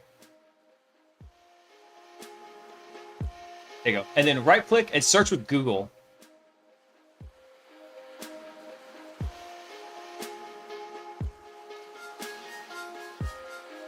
Search web? Yeah, or search, actually go in Google? no, search web. You can do that. Yes, we could use Hashcat Stealth, but Salty does not have Hashcat set up. Actually, hang on. Let me find something real quick. I'll show y'all. Let me see if I have it here.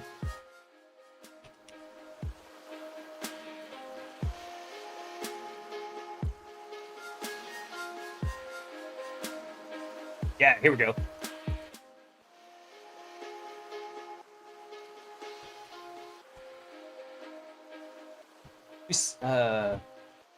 Dang it, I can't show it on the screen, I forgot. But hang on one second. Let me see if I can do something quick. Let's see if I can throw it on Imgur.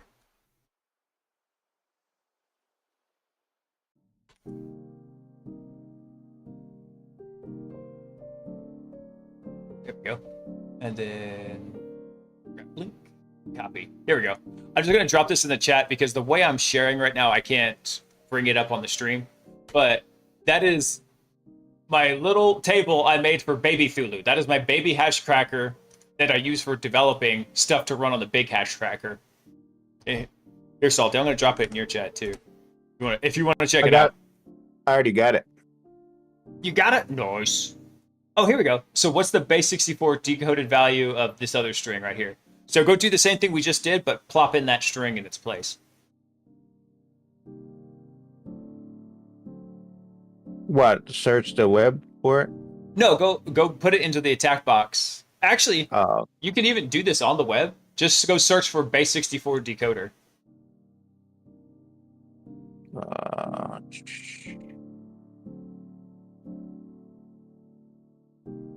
uh, where's my tag box? There we go.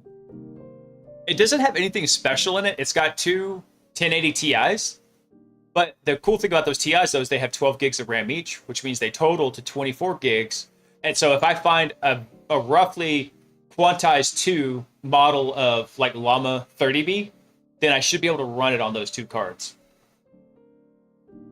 Okay, so I think you're missing an equal sign on the end, though. That's fine. Just go ahead and do echo. I Yeah. am doing. That's fine. We'll fix it here in just a second. Yeah, so do echo tack in. Oh my god! Why Oh, do actually, I do that? Yeah, hold on, Salty. Stop what you're doing. Go open up a new tab, and I want you to search for a tool. Or actually, open up that tab that's like right in the middle there. Up one. So to the... Yeah, that'll work. Whatever. All these are like a bunch of old tabs we've left open from previous sessions. So type in Cyber Chef. Thank you, Tam. Yes, that's actually a great idea. Cyber what? Chef? Cyber Chef. This is a really cool tool. There we go. Click on that.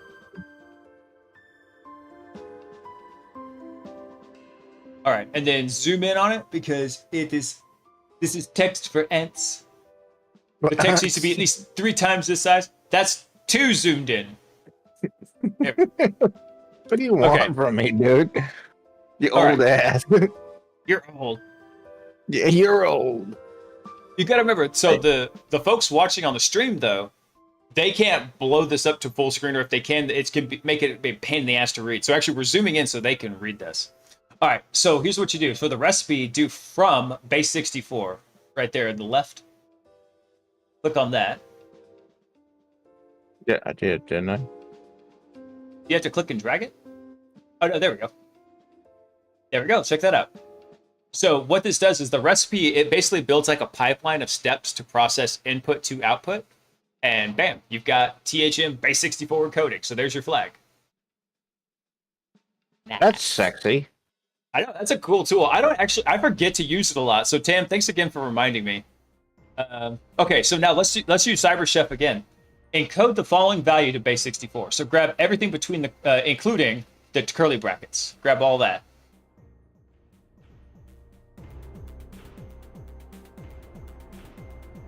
Let's see which tab we had in. There. Okay, so yeah, go ahead and drop that in there. Now, one thing we need to do is go delete out this first step in our recipe. I think you just hit the little like circle with the line through it. What am I doing now? So you see in the recipe column there on the left, it says from base 64, and then there's a pause, and then there's like a little circle with a line through it in the top right of that green box. This one? Hold on, top right of the green box. There's two icons, a pause and a cancel button. Hit the cancel. Actually, hit the trash can. Let's just wipe it out. We'll start fresh. There we go. Clear the recipe. All right, so do to base 64 instead of from base 64. There we go. And voila. So that should be the answer for that next section right there. I just tried to highlight it and copy it on my own damn computer. Don't do it. It's a trap. It's a trap. Fuck yeah. Getting Awesome. shit done, bitches. Awesome, man. Yeah, dude, sometimes there's fun things you can do with different types of authentication bypasses. Let me go look at something. Try hack me. That's awesome. What was that called? Stealth? Simple CTF?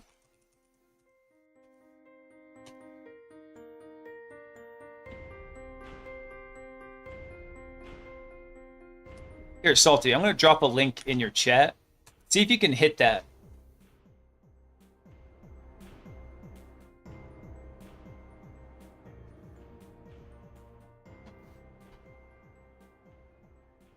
Where am I going? Just typing it in?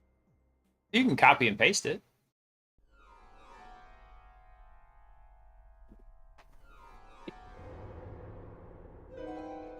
This room is private.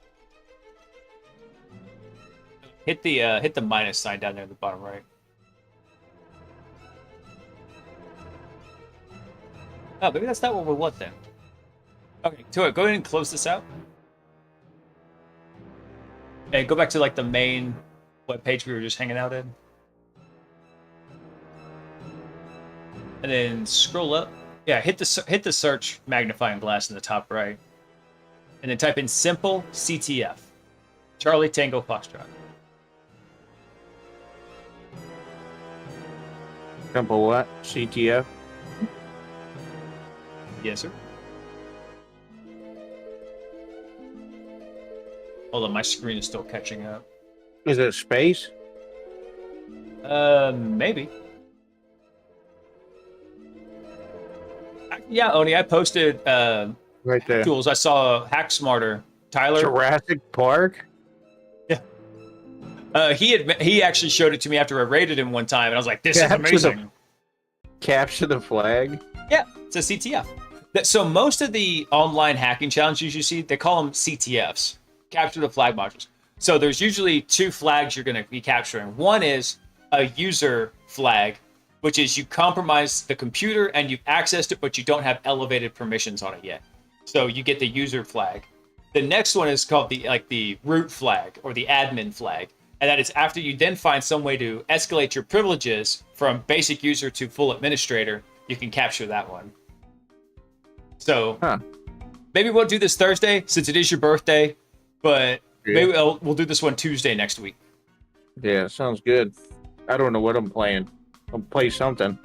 Let me know once you know, okay? Yeah. Whatever people want to play. Yeah. You know, oh God, what was that game? Rumble Party. That game's infuriating though. What the fuck? We need to get a bunch of people. Yeah. Okay.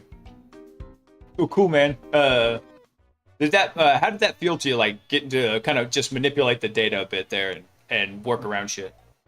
Made my nipples hard. It was fun. I can cut glass. Oh god, you crack me up. Sam. I cracked myself up. Trying to see what this chart is here. I guess it's the scoreboard, like how people are doing. I don't know. Yeah, probably. Yes. All right, man. Well, let's go ahead and wrap it up there for tonight. And I think I'm gonna. Yes. I'm trying to decide if I want to even hop into the Red Team Ops lab. Kind of do. Trying to think. So, Stealth, what's funny is I actually kind of suck at CTFs, but I do really well in real world environments. I don't know what it is. Maybe it's just I overthink things and I'm not thinking simple enough, or maybe I don't think them over enough. I have no fucking clue. So that's why, like, when people are like, "Hey, let's go do a CTF," I'm like, dude, I actually really suck at CTFs. I'm more adept at like going and taking over Active Directory than doing a CTF and creating like customized exploits or whatever I need to do. I don't know. I'll probably be fine at it. It's just CTF, sometimes they piss me off. I'm like, that's completely stupid. The options are Red Team or Salty does CTF. Well, I think we're gonna let Salty get some rest because he's still recovering from his fight with the forklift. And so I whooped its ass. right. I showed it. It's like I should've- show that forklift who's boss. That's right. Oh yeah. I go to the gym tomorrow Yeah. so I can get bigger, so I can fuck more shit up.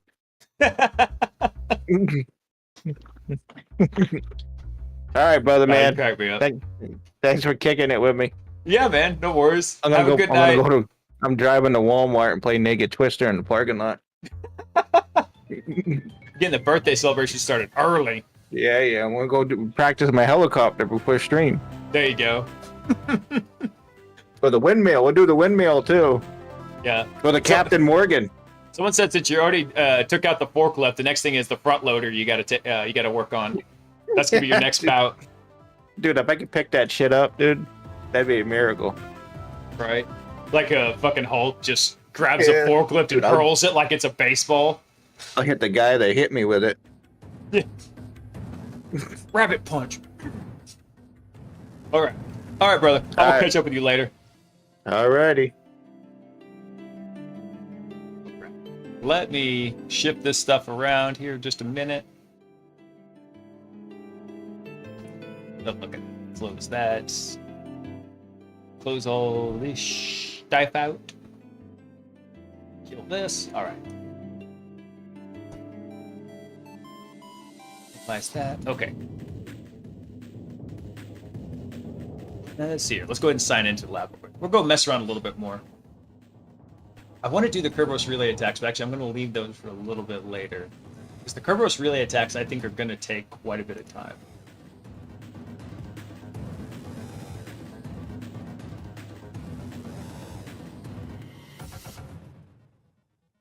Actually, something we can work on here is we can do a little bit of NTLM relaying. But I need to go use the bathroom, so while the lab's booting up, I'm going to do an ad break so we can be done with that shit for a while. And then I'm going to get Panda taken care of. She's about her bedtime. And so we'll take a little bit of break, guys, and then we'll hit this again. I need to go pee-pee anyway. So be right back.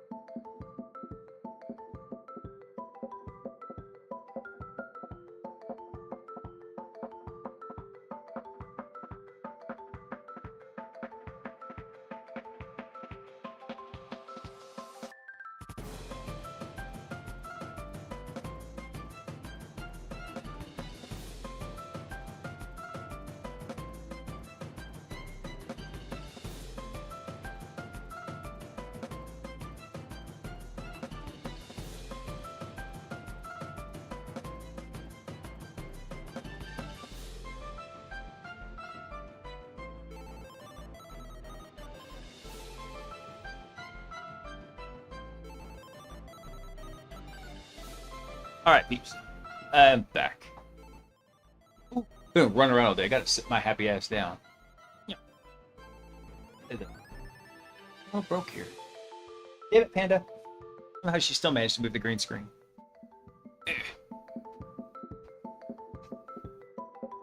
It's good enough. Let's hop into the lab. I really did want to do the Kerberos relaying, but I want to leave that till we've got a little bit more time because it's a kind of a dense section.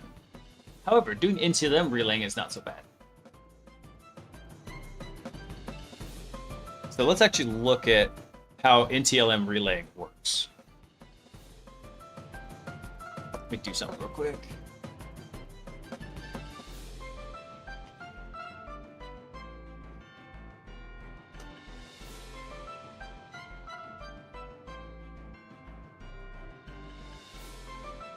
Awesome.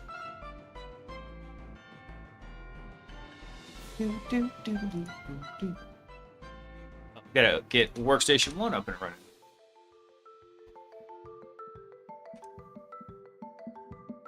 Let's connect over to that one real quick. This stuff booting up.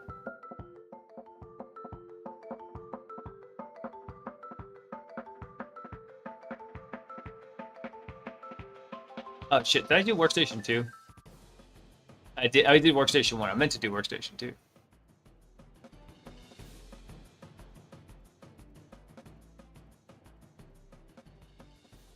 Actually, that's fine, because what we can do is, let's look at something real quick while this is booting up.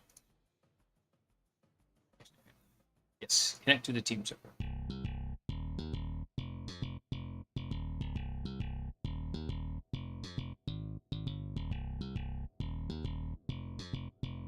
That. Let's go and get some beacons set up, and then I'm going to diagram this out.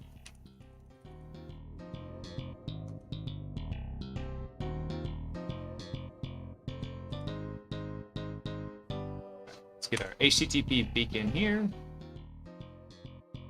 then we'll do the same thing over here for Nina.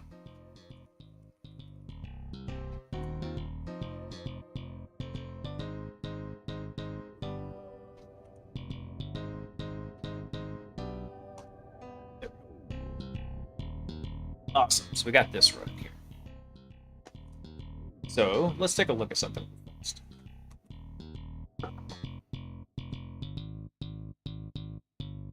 Let's go make sure these checked in to our attack server.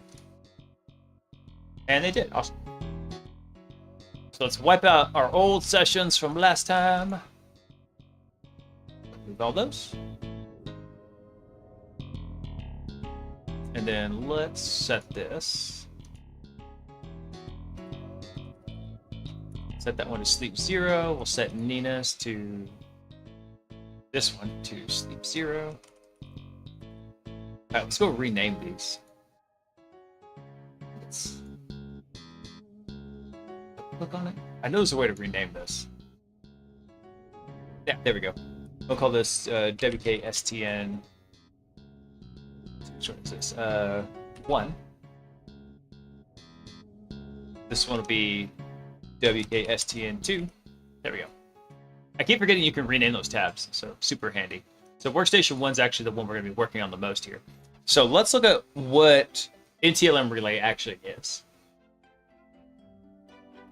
So if you've ever messed with Responder and you've caught something called a net NTLM or an NTLM v2 hash, here's what's happening. This is the normal path. Let's say you've got workstation 1, and it's going to use NTLM to authenticate to, let's say the file server. So first thing it does is it's going to send a request to connect. The file server is actually going to respond with a nonce or a salt value. It's going to say, here's a value I want you to use to basically encode your NTLM hash. Workstation 1 then is going to send a salted NTLM. So this is also your NT v2 or your net NTLM. Right? These are more or less synonymous with each other. And then if this is accepted, then the file server says, okay. So this is the normal method right here. So what we can do is, in the intercepted method, is what we're going to have is we're going to have workstation 1. We're going to have an attack box. And then we're going to have the file server over here. So let's say, for example, we trick workstation 1 into connecting to us for some reason. So workstation 1 connects to our attack box. What we do is then, simultaneously, as soon as this connection comes in, on the attack box, we go make a request to the file server saying, hey, I want to connect. File server says, okay, here's your salt nonce value. Then we relay that nonce up to workstation 1. Workstation 1 is expecting this to happen, right? So then when it comes back, like this, it's going to send its NTLM v2 hash. Then all we have to do the same thing. We just send this up. We're going to send W1's NTLM v2 hash to it. Boom. File server says, okay, cool. You can connect now. Let's see. Screwed that up. Says, oh God, what are you doing? Stop being so helpful. Okay. And then the last thing we actually do is we actually send a, let's call it like a reset packet, telling workstation 1, sorry, you can't connect. It's not working. Access denied.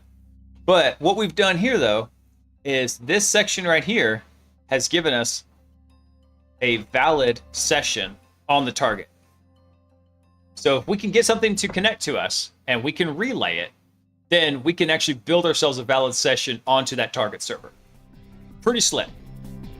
So simple way to defeat this, though, is with something called SMB signing. So if this server over here requires SMB signing and this user requires SMB signing, really just the server is the only one that needs to actually enforce it, then we're going to be kind of SOL about this. Because the SMB signing actually encrypts and says, hey, this is the actual system it came from, right? So SMB signing, simple way to do it, but a lot of corporations have trouble implementing it. So not all of that uncommon, but we've got a problem here. This assumes, let me delete that. This assumes on the same network. Right? So we're on the same net right here. So this is going to change quite a bit when we're on our attack box, right? So we've got to do another kind of version of this. So this is the C2 version.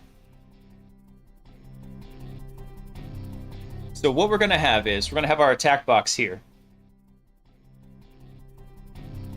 And I'm going to leave off the team server for now because it overcomplicates it. But we're going to have our attack box set up right here. We're going to have, let's say, workstation 2 is going to be connected back to our attack box. And then workstation 2 is going to have a connection over to the LAN. Right, so let's just say, for example, DC2 lives here, web, file server, SQL2. So all those systems kind of live over here. So what we can do, and this is why I've been avoiding using a lot of SMB beacons on here, is we can actually use a tool called Portbender.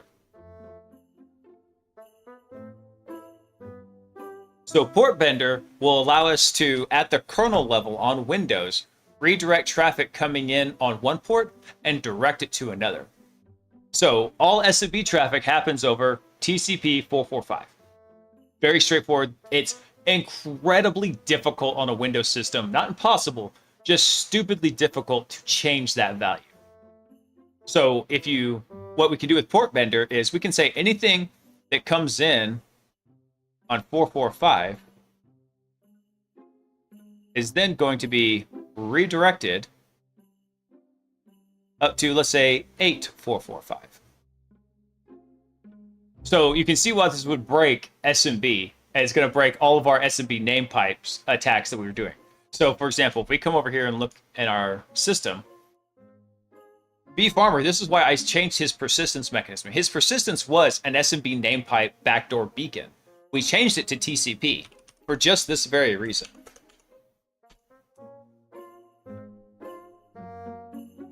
So you can see this is, if it shows like a green arrow like this, that's a TCP connection between the two. Because if I had done this, I had to run all of this port bending stuff with a system beacon. If I had done this here with an SMB beacon, as soon as I ran port bender, I'd lose my elevated session. So I was kind of I was metagaming a bit and planning ahead. That's why I switched everything over to TCP. So what we can do here,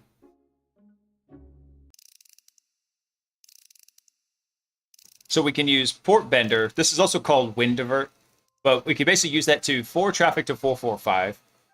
So let's say, I'm going to make a little note here. So this is going to be 445 is going to be redirected to 8445. Then we're going to set up a reverse port forward. And what we're going to do then is we're going to set that reverse port forward to 8445 on localhost 445. And so this is going to be from the perspective of the team server. Then one thing we also have to do is we can set up a SOCKS proxy. Move this up a little bit. And the SOCKS proxy is going to be listening on, I don't know, let's say 8080. Nah, that's enough port. Let's say 1080. And this is going to forward all the traffic. Hold on. Let me redo this. Let's say it's going to be listening on 1080. And this is going to forward all traffic over to workstation 2 in this case. Oh my god. I can hear the APT right now. So this is the basic idea of what we're going to be doing. We're going to be basically just manipulating the traffic flow to run everything through workstation 2 back to our TAC box where we can have the tools to do the relaying setup. Give me 1 sec. Let me go check on the APT and see what he's doing. Be right back.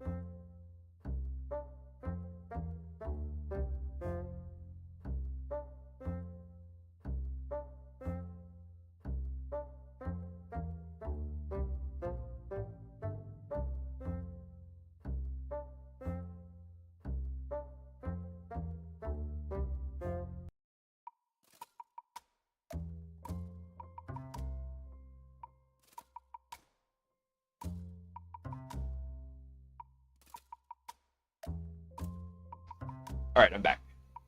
That was a very quick check because my wife actually intercepted the ATP and shut him down. APT. For those of y'all who are new to the stream, the APT is the aggressively persistent toddler, my youngest son.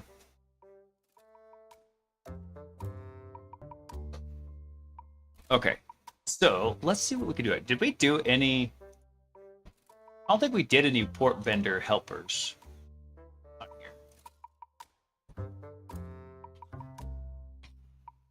Let's see.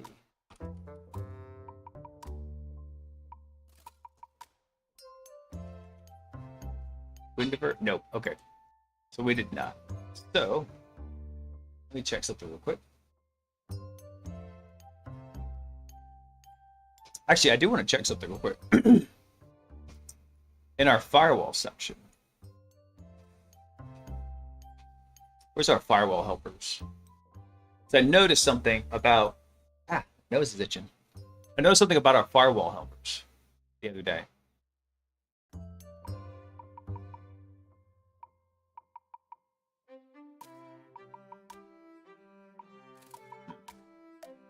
Maybe I accidentally hit tab or something, but we had created a firewall rule here that had listed that. Actually, let me look this up real quick. PowerShell list firewall rules. So we're using new net firewall rule. There's also get firewall. Let me go try this real quick. I just want to check something real fast. If this might be worthwhile to do. So let me pull up this beacon here. I'm going to run this in PowerPick.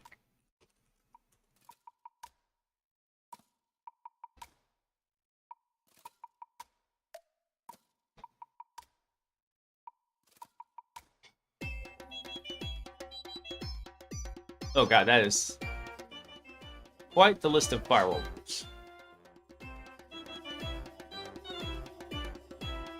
Wish we could make that a more concise list.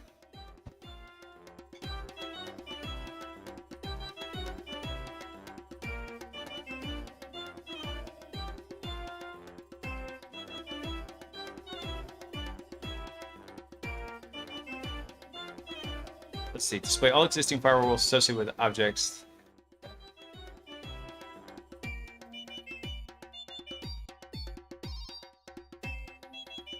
Let's try this. Get tech net firewall rule simple list. See if anybody made a simplified version of this.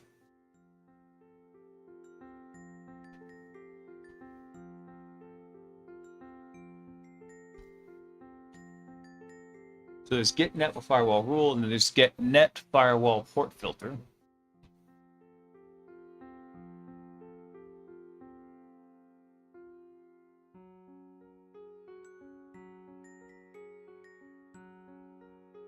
Oh, so that's it. We choose a particular display group. Talk about that. All right, that's pretty. I mean, that's nice. I don't know if I want to throw all this shit in there.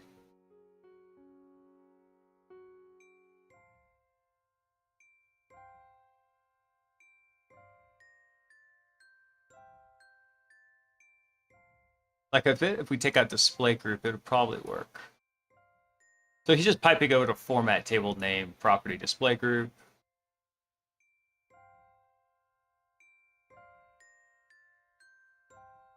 We might be able to make this work. Something just to give us a little bit extra situational awareness. Let's do a new text file here.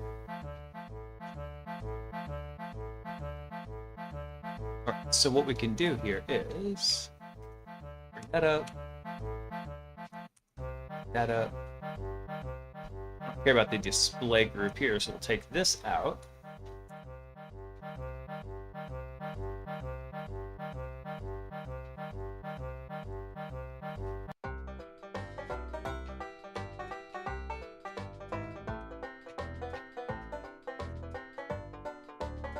At the end of it? Okay, that was actually a lot easier than I thought it would be. Let's see if we can run this real quick and see if it works. Because we want to make sure we know what our firewall rules are actually doing on the system. Right? Let's see what happens.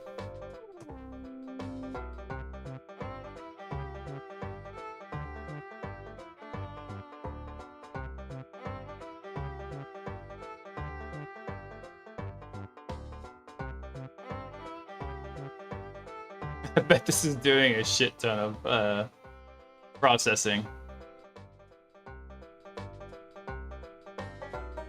Oh geez, that's some ugly, ugly output.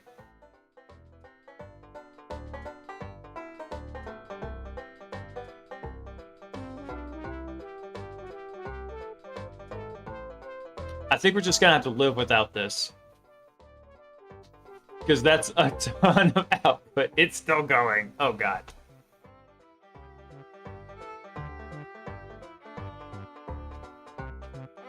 Jobs. Stop kill.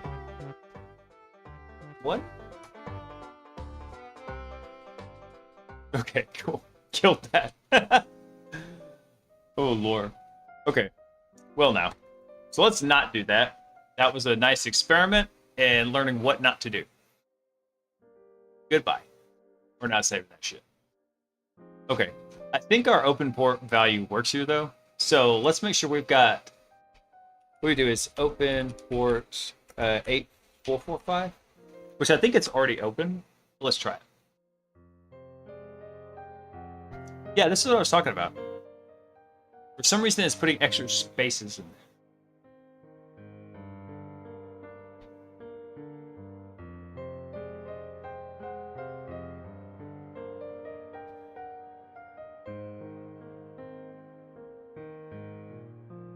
I think it's the string concat here, because that shouldn't be dash, that should be a plus again. We're string concating in let me double check the documentation real fast. I know there's a lot of useful stuff in here, but I'm deleting it anyway because I got too many damn tabs open. Yeah, so it is $+. I don't know what dollar tack is. But anyway, all right, let's save that. Let's reload. Go over to our script manager. Reload. All right, let's run this command again.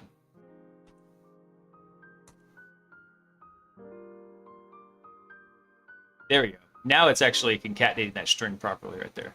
Boom. All right, so we have 8445 inbound. We're also going to open port 8080. It looked like Stealth, whenever for the syntax here, I don't know what the $+ actually represents. I just know that usually whenever you're doing inline string concatenation, you got to do $+, dollar variable name, and then $+ again. This actually was $-. And so I don't know if that maybe inserted a tab. I'm not sure.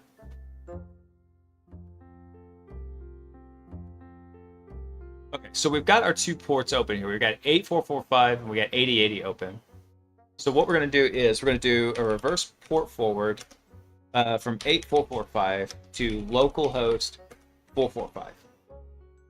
Because what we're going to be doing is on the team server, we're going to be running like NTLM Relay X or some other relaying tool to capture it.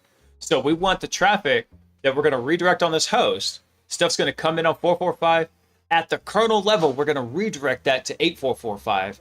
That's going to hit our reverse port forward and then zip it back to the team server. That's a good assumption, Stealth.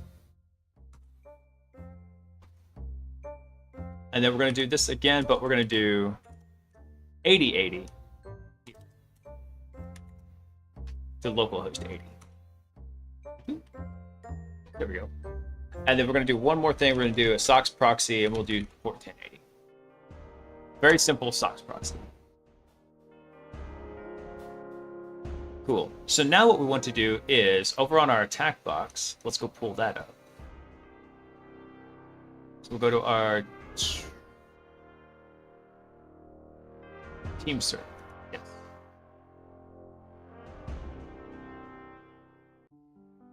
Yes. All right. So let's run it. Let's load up some team ups. I'm gonna blow this up to it. Make it bigger.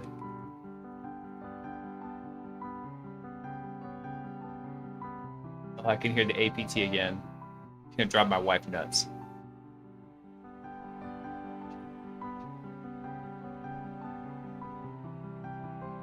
Let's see here. Let's edit. We got to. One thing we have to do. We need to edit our Etsy. What is it? Our proxy chain config. Which actually we may not have to edit it because I think it defaults to port 1080. Nope, it does not. So change this to 1080. There we go. So now what we can do is we can do sudo proxy chains, and then we're actually going to use NTLM Relay X. So NTLM. Actually, what I like to do is this. When I'm going to prepare a command for proxy chains, I'll actually just prepare the command and then I'll go prepend proxy chains or pseudo proxy chains, whatever I need to do. He totally is the APT. That kid, he is so hard-headed. And when he wants something, he's going to keep going after it. So one night, my wife woke up because there was light coming in under our bedroom door. All the lights in the house should have been off. It was like middle of the night. And what had happened was my younger son had woken up, saw everybody was asleep, went and grabbed the footstool out of the kid's bathroom, brought it out, turned on all the lights, and was just sitting on the couch, having a good time, pretending to watch TV.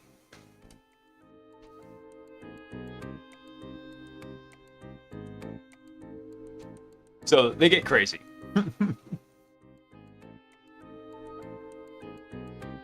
Oh god. He cracks me up. Okay.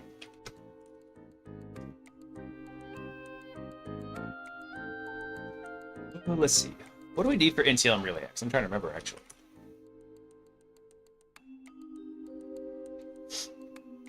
Party by himself, exactly.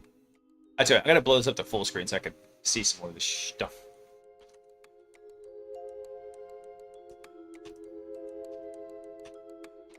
Tech T is the okay, so that's the target we're gonna go after. Okay.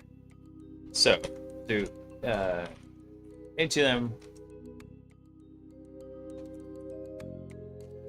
So a target, we're going to target the SMB protocol on 10.10.122.10, which I believe that is.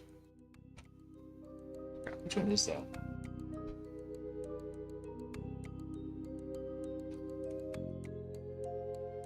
I forget which server that is.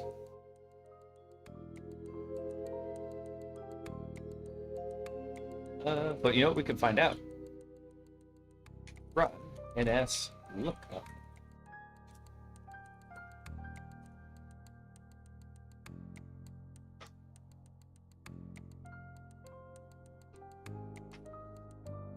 Let's see. That should be. I'm trying to remember how to do that. NS lookup. Specify DNS server. Oh, so it's just the IP address of the DNS server. So DC TAC 2. Ah, crap. I don't remember what DC 2's IP address is. Oh, that is it. 10.10.122.10. So we're going to relay this over to the SMB server. Over to the domain controller. Oh, that's right, because what we're going to do is we're going to use Workstation 2 to intercept Nina, who's a domain admin, which will let us get onto the domain controller. Got it. Okay. So where is... Here it is. So do 10.10.122.10. We're going to enable SMB2 support. Because I think by default it tries to use SMB1. We're going to tell it don't do an HTTP server. Because we already have an HTTP server running as part of Cobalt Strike. We also don't want a Windows config file server. I think that's what WCF is. And then we're going to have it run some PowerShell. With no profile and a hidden window. And we're going to pass it an encoded command.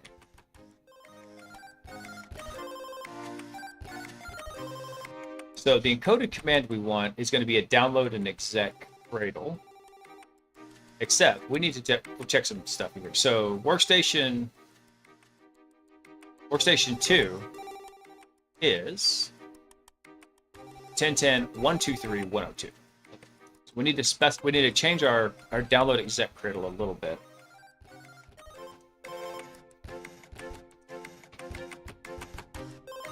We delete that out. Let's see.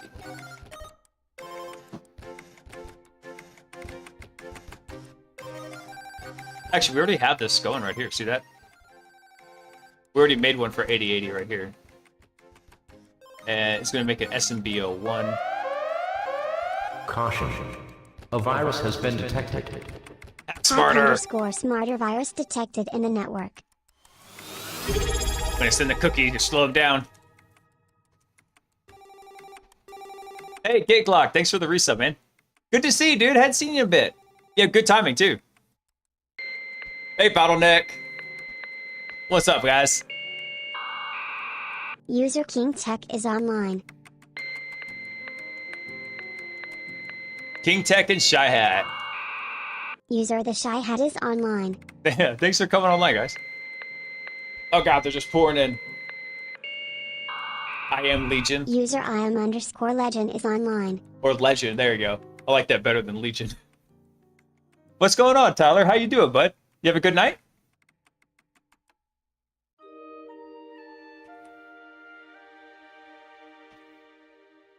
Did I get this right? Yes, I did. Awesome. Did an experiment of a study with me streaming doing the Pomodoro method. Oh, interesting. Which timing group we're using? We're using like 20 and 5, or what was your timing setup? 25 and 5. Okay. Cool. You know what's funny is I was thinking about that. If I don't run the ads by default, right, it runs like a minute 30. It does it every 30 minutes. So I was like, okay, maybe if I did that, had a study of 50 to 60 people doing along with me. Oh, nice. Very awesome. It's an interesting idea. I actually prefer to do 55 and 5. I'll go take a 5-minute break every 55 minutes. Because for me personally, I found after about 25 minutes, I'm really just getting ramped up and getting solidified. So maybe I could do that after I did like the first hour, but it didn't quite work for me. Even though I found the idea of it very interesting. Maybe I was doing it wrong. I don't know. Yeah, okay. That works pretty good, man. Dude, we're just doing we're trying to do some NTLM relaying over our C2 here. So this is basically kind of what we're doing is we're going to inject a kernel driver into this workstation. All the traffic that comes in on 445 gets redirected to 8445. Then we set up a port forward to send that back to our attack box. And then we set up a SOX proxy to send all the traffic back to the workstation. So it makes this nice little hairpin turn as it comes back into the system. So it's not super complex, but there's a lot of steps in it. So I'm trying to see what I might be able to automate on this. I don't know if I really can. I don't know if there's anything we're going to be able to build in our helper functions to make this run faster, except for the open ports command that we made to punch holes in the firewall. I think that's pretty much all we're going to be able to get out of this. But just for funsies, I wanted to finish it up anyway. I do like ripping into AD. I'll do some more deep dives in it. Because there's so many little hidden nooks and crannies that like people just don't pay attention to in Active Directory. Let's see. So we were just setting up our NTLM Relay X to actually do that. And what I need this encoded command right here. So what this is going to do, because we can't, now the domain controller doesn't have web access, we also set up a port forward on 8080 to go back to our attack web server to serve up payloads.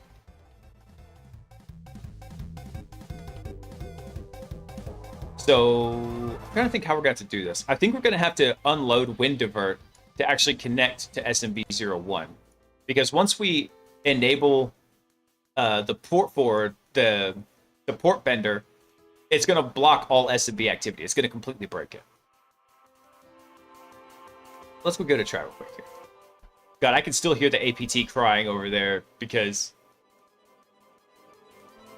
he's an infant. That's why. He's a toddler. There's no other reason. That's all the reason he needs.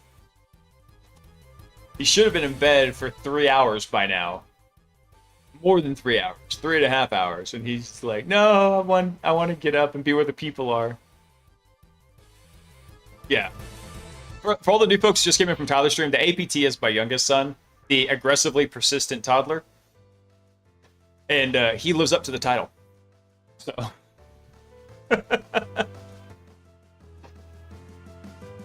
Oh, jeez.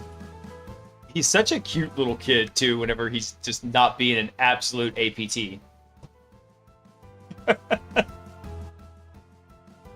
Alright, let me drop this. Oh, God, what did I just do? There we go. All right, so what we're doing is we're setting up NTLM Relay X. Oh, and of course I fat fingered it. So we're going to actually pass authentication to, this is the domain controller. We enabled SMB support. We disabled the web server and the WCF servers because we don't need them. We have our own web server going. And I think that's all we're going to need here. Oh, you know what we need to do? Actually, we need to do a prepend on this. We'd have to use sudo for this anyways, but we actually need to do proxy chains. That way, when NTLM Relay X tries to send the data back, it gets forced over the proxy. Almost all toddlers live up to the title. I know. It was so funny because it was very apparent, like, from when my wife was pregnant, that those kids were going to have such different personalities between my oldest and my youngest son. They were just drastically different.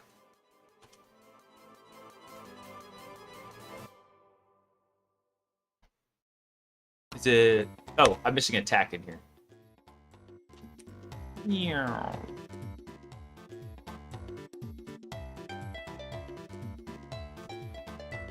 There we go. Yeah, because it was funny. When my wife was pregnant with our first son, she liked to poke her belly and like poke him, see where he was, and he'd push back. He'd push, hand, foot, whatever. He'd poke back. My younger son, he'd just be like, "Stop," and he'd like shift over to the side. And the doctor was worried because he wasn't moved. My second son was not moving very much. Every time she go get an ultrasound, and my wife's like, "Trust me, he's moving plenty. He's doing this just to annoy me." So right from the get-go, he's been a troublemaker, and my older son's been like a scrapper. It's so funny. Okay, so we need to load up Port Vendor. So to do this, actually, this is something we could do as a helper function here, because we need to actually go load the system driver up into here. So what we're going to do is, let's make sure we're in our system beacon. Yeah, let's rename this. This is going to be WKSTN2 system. I'm going to rename this one, actually. Bee Farmer. And this one I'm going to rename. This is going to be Nina Lamb. There we go. Could you use Chisel or SOCAT instead of proxy chains here? I'm pretty sure you can make SOCAT work. Chisel, no, because Chisel is designed to work over SSH, right? Chisel, GitHub. Yeah, so Chisel is designed to transfer stuff over TCP UDP. I don't even think Logolo NG would work for this.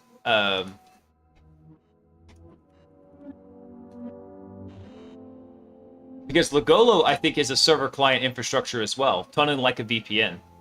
And so you could make this work, right? Let's say you had your server set up, and on your C2 channel, you uploaded a Logolo client, and if it could reach back to that Logolo server, yeah, it could work. But you're overcomplicating, or not overcomplicating, you're just making more complexity in your attack path. Because let's take a look at how that might work. Let's look at the iPad of knowledge here. All right, so if we're sitting here doing this, let's do a what if or a Logolo. So let's say for simplicity, I'm just saying we have an attack box here, right? And we have Workstation 2, and then we've got DC2, and we also have Workstation 1. Because what we're going to do is the traffic that comes from Workstation 1, we're going to trick Workstation 1 to connect to us. We're going to then do an NTLM relay over to DC2, and that should give us domain admin access to DC2 because Workstation 1 has a domain admin logged into it. So we're relaying that user's session onto here. So let's think about how this will work. So we're going to need a Logolo server right here. We have a connection here going like this. So if we ran a Logolo agent here, and we had this connected, what we would have to do here is we would then have a connection right here, right? like kind of like a virtual connection coming to this guy. So right there, we've already added a new footprint, right? Where if we're trying to avoid detection, we've added this new connection that's happening over to the Legolo server here. I guess in theory, if we wanted to, we could try and configure the Legolo agent to connect back over the C2 channel here. But that seems kind of redundant if we did it that way. Because then off of Legolo, we would then need probably our NTLM Relay X running here. And any other tools that we needed to use. But Legolo, if I remember correctly, is once you've got the agent connected into it, it kind of acts like a VPN with a routing table, right? I haven't messed with Legolo very much. I saw John Hammond's video on it, but that was months ago and I haven't slipped since then. Okay, so it uses a tunnel interface. Automatically certificate configuration with Let's Encrypt. Interesting. I use it for all your pivoting and tunneling. Okay. I mean, depending on how you build the agent, we could, in theory, have it go, instead of being like this. Let me delete this out.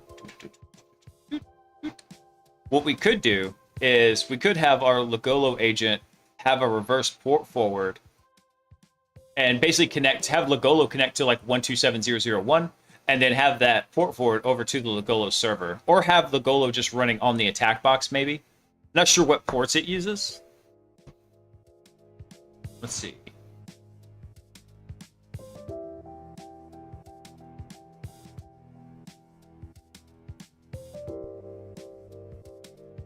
So display the network configuration.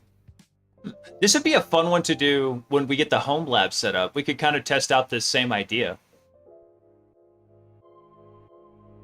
Okay, so you drop the agent in there. Do you drop it with a config file, or do you run it with like certain command line options?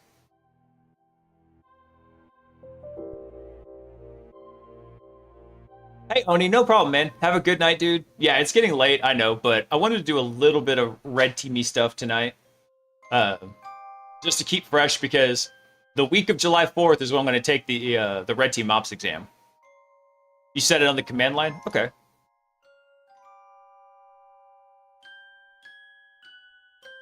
Here we go. There's agents.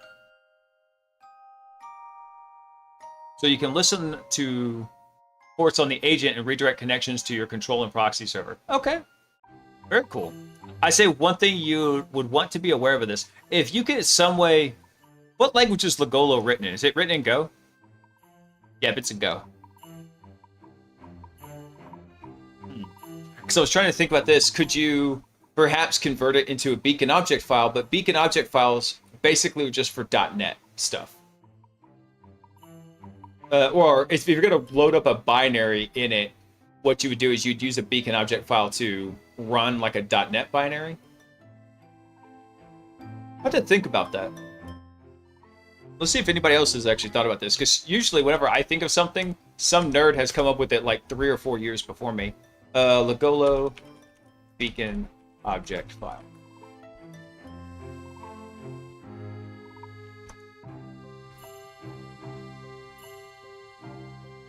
Red Team Toolkit, let's see. Okay, so this is just a list of different items here. This doesn't actually... Actually, did they have stuff on beacon object files? Tool for working with direct system calls in Cobalt Strike's beacon object file. Ooh, nice. Cred Bandit. Proof of concept beacon object file that uses static x86 syscalls to perform a complete memory dump. Ooh. Nano dump.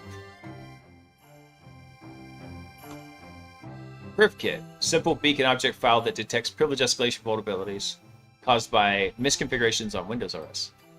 Ooh, how very nice. I'll take a look at that. A .NET runtime for Cobalt Strike's beacon object files. Yeah, I really do want to mess with creating beacon object files, because these are not just specific to Cobalt Strike. And in fact, the course that they made for 0 Point Security here, the one they just released on beacon object files, this one right here, BOF Development and Tradecraft. I actually talked to the author about this, and it's been generalized and not specialized to Cobalt Strike. So you can use it with, I believe, like Sliver, even Metasploit can do beacon object files now, because the guys over at Trusted Sec made a feature pool on Metasploit to include that into Meterpreter, if I remember correctly. I don't know if it actually made it into the main branch, but they did prove that you can do it and show how to do it.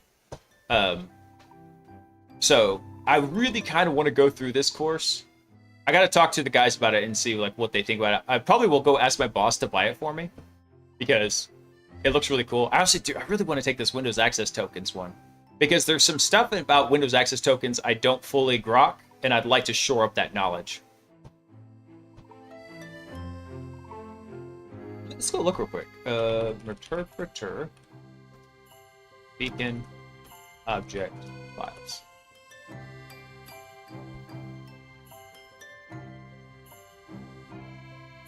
Yeah, so I thought this happened a couple years ago. And actually, I talked to... It wasn't Grant, but the guy at Trusted Sec who actually ran it. So you set auto load standard API to false, run your exploit, and then you load the BOF loader. Yeah, here, I'll drop this in the chat for anybody who wants to read up on it. But yeah, I remember this becoming a thing. Let's see. I'm trying to remember who it was that did it. That's the doc site. Since the BOF loader is a full-fledged extension, it can be used without loading the standard API. Okay, cool. Which one of these guys I actually spoke to over at Trusted Sec that did it, but really cool guy. Had a good chat with him. All right. How complex is this privilege kit? Here's pretty complex. So it looks like it checks for auto logins, cred manager, hijackable paths, modifiable auto runs. Very cool. Yeah, there's just so much stuff to learn, man. Never-ending list of fun things. Let me go to the bottom. Oh, a pool party BOF. Nice. Beacon object file implementation of the pool party process injection abuse. This pool party process injection, I don't understand half of it, but for what I do understand, it's really freaking cool the way it works.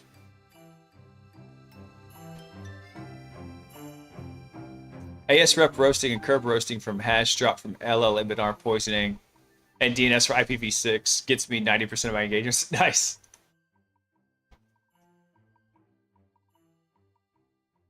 Let's see. Proof of concept implementation of Kill Defender. Ooh. Look at this one. It's 2 years old, so I don't know how accurate it really is. Let me try something real quick. I bet if I download this, it's going to zap it. Let me see. Oh, it didn't for some reason. That's awesome. 96 kilobytes. I bet if I compress the shit out of that and base64 coded it, I could actually get it over into... Hang on one sec. I kind of want to try something real fast. Y'all sent me on a side quest. Hang on. I want to fully dox myself, but I want to check something.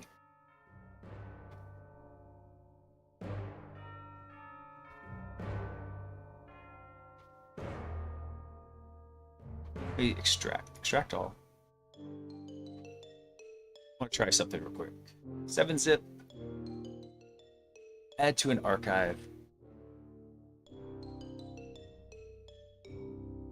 Compression method. Gotta figure out what's the best zip file. Best zip file. Let's see.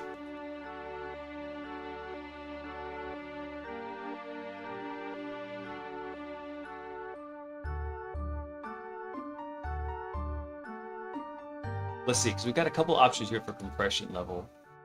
Do ultra. There we go. Compression method.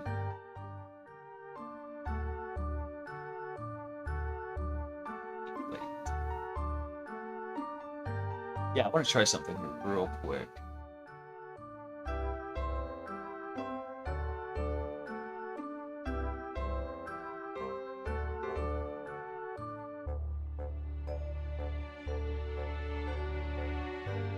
Okay, so that only got it down to 96K. Okay.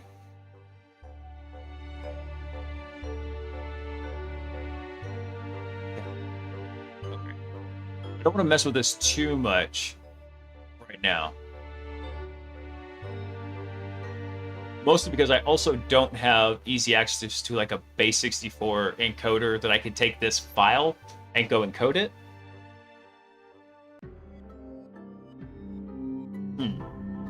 Damn. I need another system on my computer that can do that. Because that one is small enough. I kind of had a theoretical limit in my head that if a file was like basically 100K or less, I could probably compress it and get it up to the server. Look at something. Curious about something.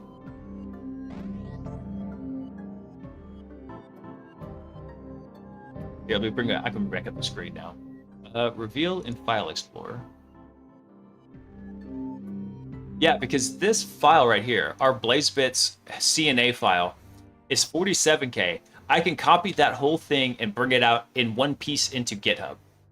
So if nothing else, I could probably split that 96K into 2 chunks, bring it over, recombine it, and then we'd have something for killing Defender. All right, I'm going to save that as a future experiment. And then probably my AV on my system is going to just flip shit once it finds it.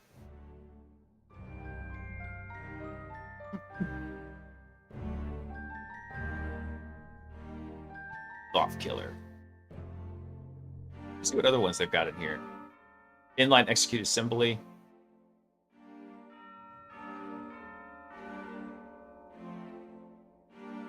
Oh, interesting. Okay, so this is an alternative to using the fork and run method. Interesting.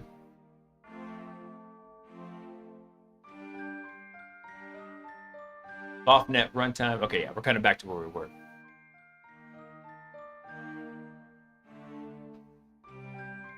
Gotcha. Cool. So yeah, I think once we get the home lab set up, we could try this.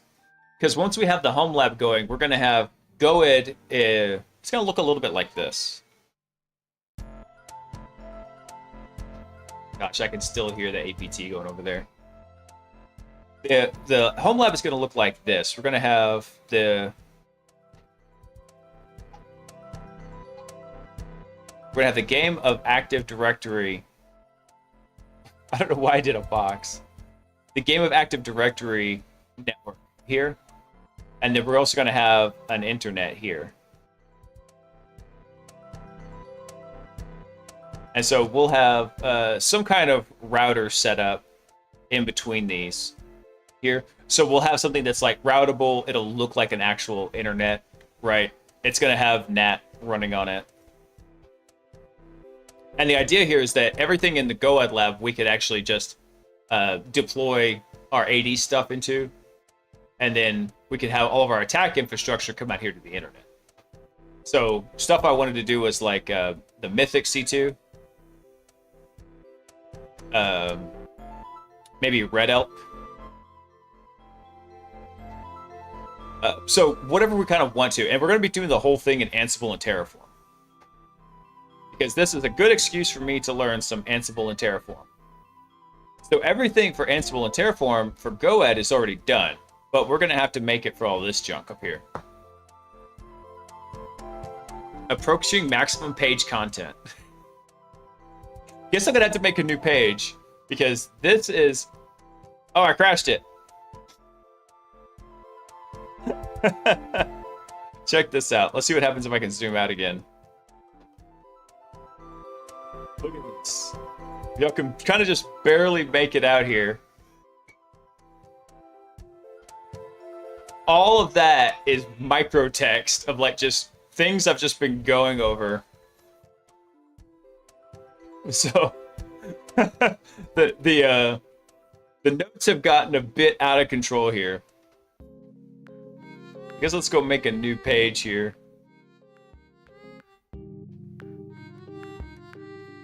Oh, wait, no, I don't think I wanted to know. Okay, yeah, there we go. Make a new page. That other one I'll probably have to delete because it's going to eat up the system stuff. Yeah, Glock, we're going to make a home lab on my server in here that... And I might need to upgrade the RAM on it. It's got a lot of processing power because it's got 2 Xeons in it. Which would be, I think, plenty to run all that stuff, but... We're going to have to work on it a little bit here. Yeah, I know. All the machines are simultaneously beeping at me because they're all like, hey, we don't know how to, we can't upload our stuff here. All right, so what we're going to do is we're going to CD over into Windows, System 32, drivers, and then let's make sure that actually worked. Awesome. And then we're going to upload our CNA script. Actually, what I want to do...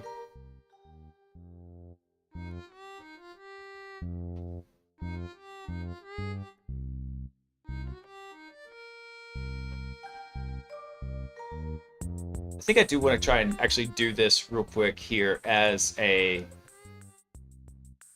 helper function. Let's do that real quick. And unfortunately, I think this helper functions we're gonna have to, or I'm gonna have to call it, because it's already midnight here, and I can hear I'm gonna have to deal with APT. So we'll do alias NTLM relay upload driver. Let's call it that.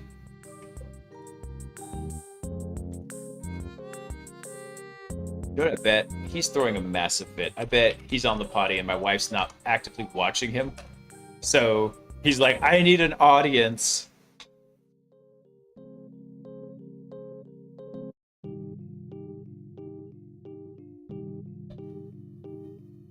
So Glock, GoAhead is simple to set up if you're deploying it like in AWS, or if you're deploying it in if you're deploying it on like ESXi or VMware or VirtualBox. But we're going to be doing it on Proxmox. So it's a little bit different steps we've got to follow. Hang on one second.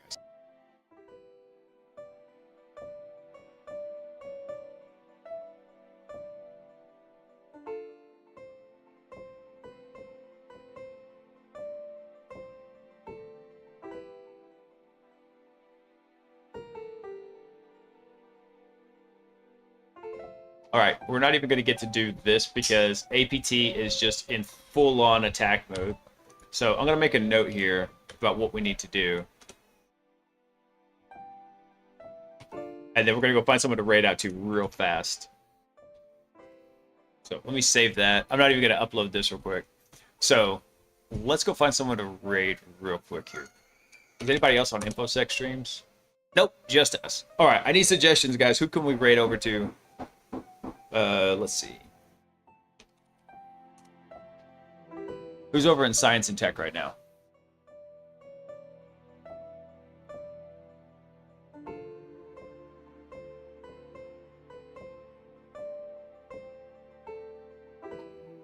Nothing super interesting over in science and tech right now. Virtual aquarium, that's kind of cool.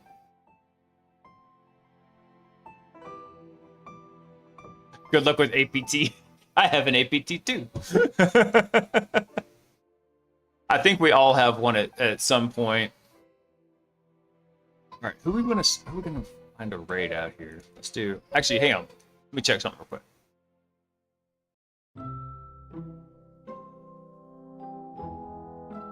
Let's pop this over here.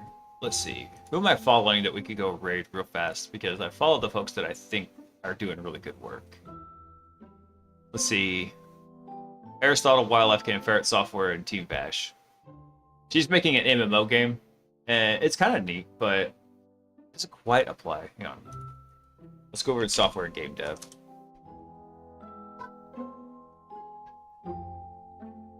Now he's begging for water. I'm like, you're such a... He's trying every delay tactic possible. Let's see. Unreal, basics of Python, pair programming. Actually, that would be probably pretty good. Doing a little Python-y.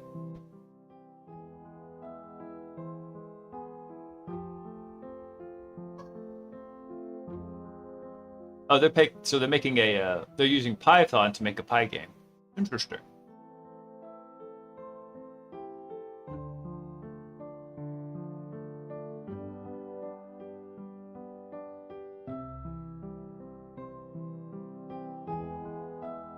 Leak coded guitar practice. Come on. All right, I think we're probably just gonna go maybe raid Barrett Software for lack of a better option.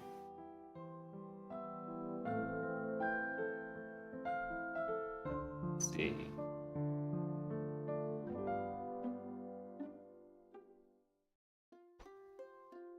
Yeah, I think that's what we're gonna do.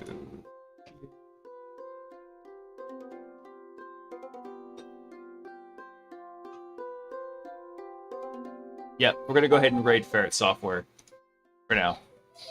Okay, everyone, y'all have a fantastic night. Tomorrow night we're gonna do some more red team ops. But now I gotta go take it to APT because he's in meltdown mode full. So let's get this started. When you get in there, folks, drop the happy hacker for me. I love that. Those emotes. Oh wow, which one is this? There we go. The happy hacker. That's a great one. So when you get in there, kind of drop a bunch of those for me. Everyone, y'all have a fantastic night. Take care. I love you. Peace.